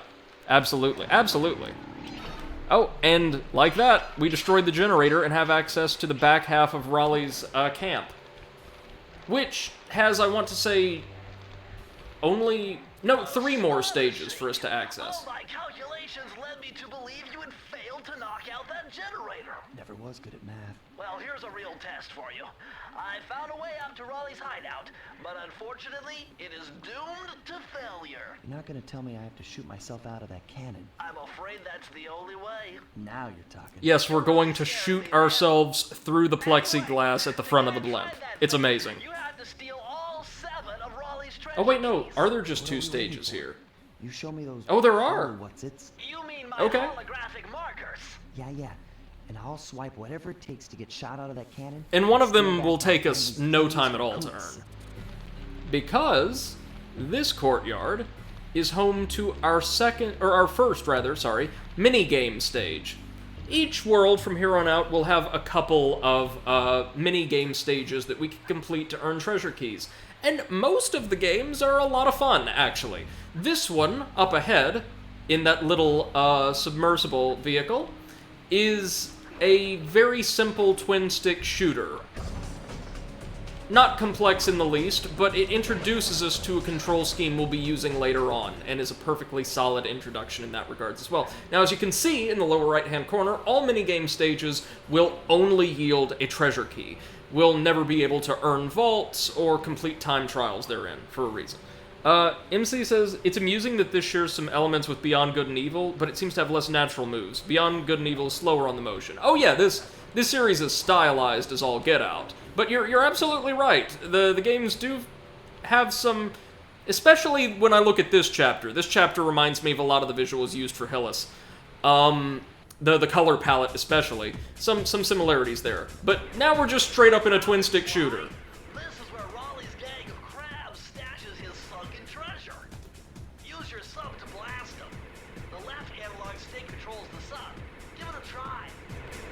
So the left stick moves, right stick shoots. What we're gonna have to do is protect a series of treasure chests from Raleigh's crab minions, which are not anthropomorphized. They are just straight up crabs.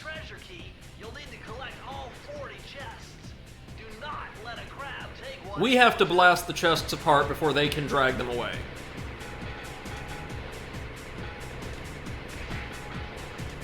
Not difficult at all, at least early on. Though things will get hectic as the stage progresses.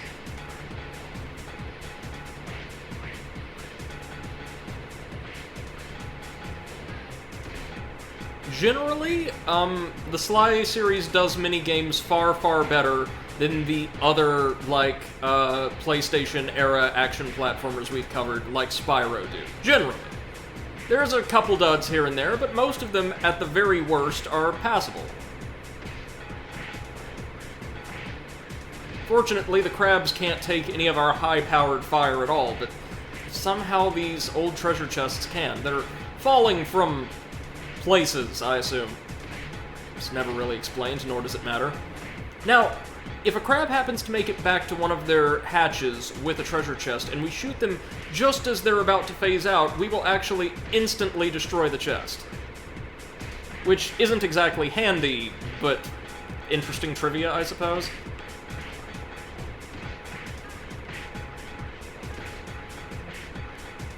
Got him, got him, got him. Perfect! Congratulations, you did it! Something else I want you to keep an eye on as we progress through these games, because it's very, very interesting to me, is every chapter, or, again, series of chapters, in Sly 2, certain environments have 2 separate chapters dedicated to them, just for reasons we'll explain when we get to that title. They have totally unique color palettes. The predominant colors of one chapter will not be found in great abundance in the environments of any of the others. This is done to further individualize them and make each of them feel very aesthetically distinct, even if not mechanically distinct. This also applies to guards and the like. Each of them will be, or each chapter has a very unique set of guards that all look visually distinct from, well, another chapters. Raleigh's guards are, with the exception of these cephalopodic nightmares, walruses.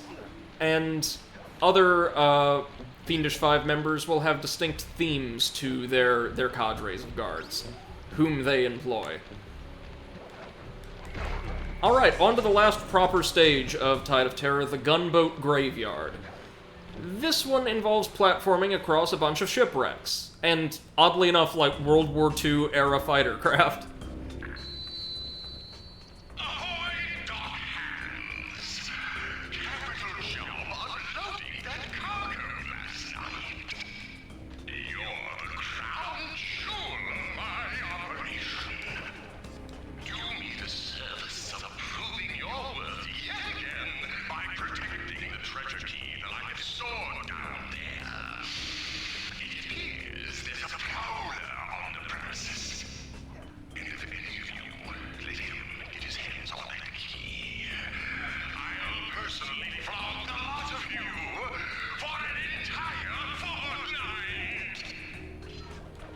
There was our second announcement from Sir Raleigh. I love these PA announcements that give just a little bit of characterization to the villains, more than I could possibly encapsulate in words. It's a really nice way to further characterize your cast without having them appear physically, something that I don't think many platformers were especially good at doing with their bosses prior to this, so I really, really dig this.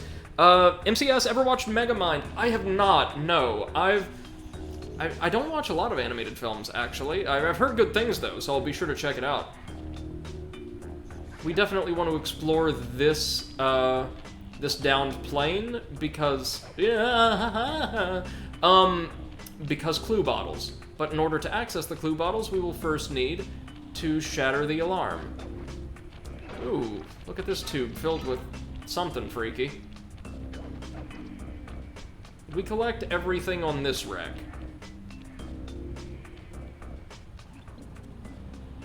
Oh, sure did. And he says, let me just share a clip of it on Discord then. Alright, please do. For special reference, I love. You got it, you got it. I will be sure to take a look right after the stream. Again, we're not going to be live too much longer. We're just clearing up the Gunboat Graveyard and then going on to Sir Raleigh. And you'll love to see, as I loved to see, that every boss fight in this game is a puzzle of some sort or another. Usually pretty simple, but none of them are just... Sorry, I take that back. Only one of them is a straight-out slugfest.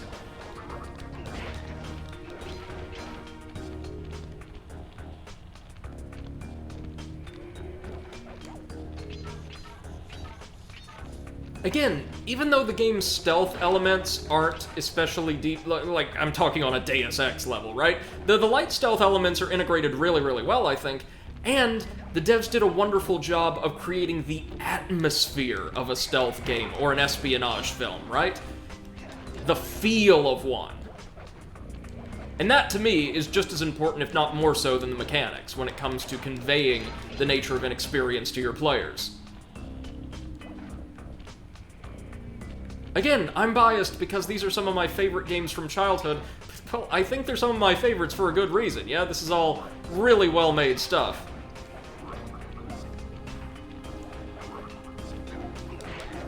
There we go. I'm not entirely sure what these walruses' jobs are supposed to be. Just body slamming loose boards and the like into place? Who knows? Well, we've got all of our clue bottles now, meaning it's finally time to crack into our vault. MC says it's definitely not the best for thief, but it does capture espionage very well. Yeah, the game isn't meant to be like a thievery simulator. Not at all. It is more about sneaking and, as you say, espionage, and just really solid action platforming. Exploration, I would say. Exploration in the sense of wonder and trepidation. Does very, very well.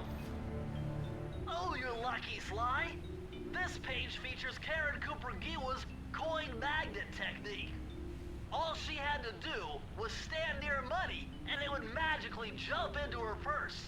From now on, you'll automatically collect any coins you come near.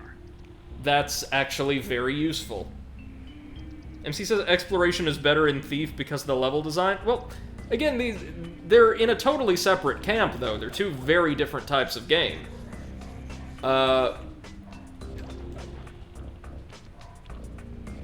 There is our last treasure key, which will allow us to unlock Raleigh's cannon.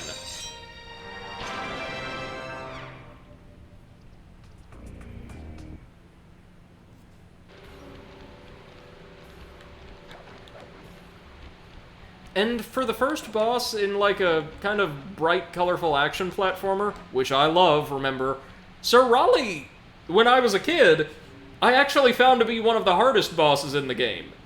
Maybe the hardest, actually, which isn't saying much, but you'll see. Now, let's fire ourselves into the Storm engine. MC says, I like putting two different games in juxtaposition, even if very different highlight differences. I see that. It could be useful for a dev too, I suppose. And we throw ourselves straight into the eye of the storm for our boss battle. How delightful! We have a guest. The only thing is, I hate unexpected guests. We've already effectively destroyed Raleigh's storm machine, or its energy source, by scuttling the engine room. But we get to take the man himself down here and earn a very useful page from the Thievius Raccoonus. We should have snuffed you out as well. So, without further ado, let me make amends by what? Bloating to gargantuan size and squashing you like the insignificant bug that you are. Bring it on. Okay. So two things I will need to pause the game to point out right off the start. Here's how Raleigh's fight works mechanically, because I will not have much time to explain it once we get into the thick of it. He is going to be hopping after us while bloated to gargantuan size, and attempting to squish us across this series of, I think, 6 platforms? And after leaping for a predetermined number of times, I want to say it's anywhere from like 6 to 8 maybe? Or 5 to 8, something like that. Raleigh will deflate very briefly to his standard size before jumping to the platform in the center and swallowing another fly to repeat the process. If we smack him during the very brief period of vulnerability, we will drain, I want to say, 1/4 of his health. And every time we land a hit on him, you'll notice that little illustration of Raleigh in the lower left-hand corner. That will change to represent his health, along with, of course, the health gauge, but he'll look more and more harried as the fight goes on. It's a little touch I really appreciate, and the mechanics of the fight will change slightly, completely in the case of the final fight, or final phase. In Phase 2, he will cause the platform he lands on to lower, plunge into the water, after a short duration, meaning we have to goad him across multiple platforms and stay on the move. In Phase 3, he sinks all platforms but the one we are on, forcing us to, like, kite him around a single platform, making use of a confined space, and in the fourth phase, he eschews jumping at us entirely in favor of landing in the center of one platform, all the others will sink again, and whipping his tongue around in circles that we will have to jump over until he deflates. So this fight actually tests a lot of the key platforming skills you'll need for the rest of the game really, really well. Take a look and tell me what you think, but I would say this is a rock-solid first boss. 1, 2, 3, 4, 5. Yep. Phase 2.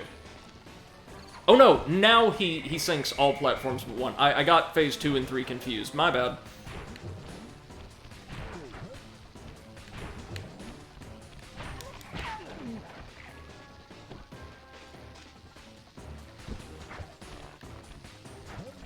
One, 2, 3, 4, 5. Oh no!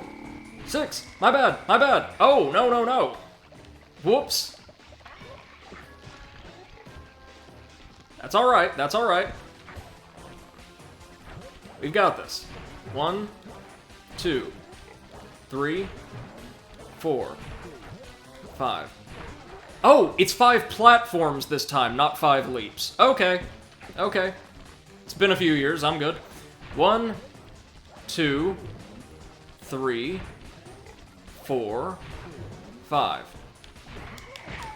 There we go. Now we just have to dodge his tongue, which can honestly be the hardest part of the fight.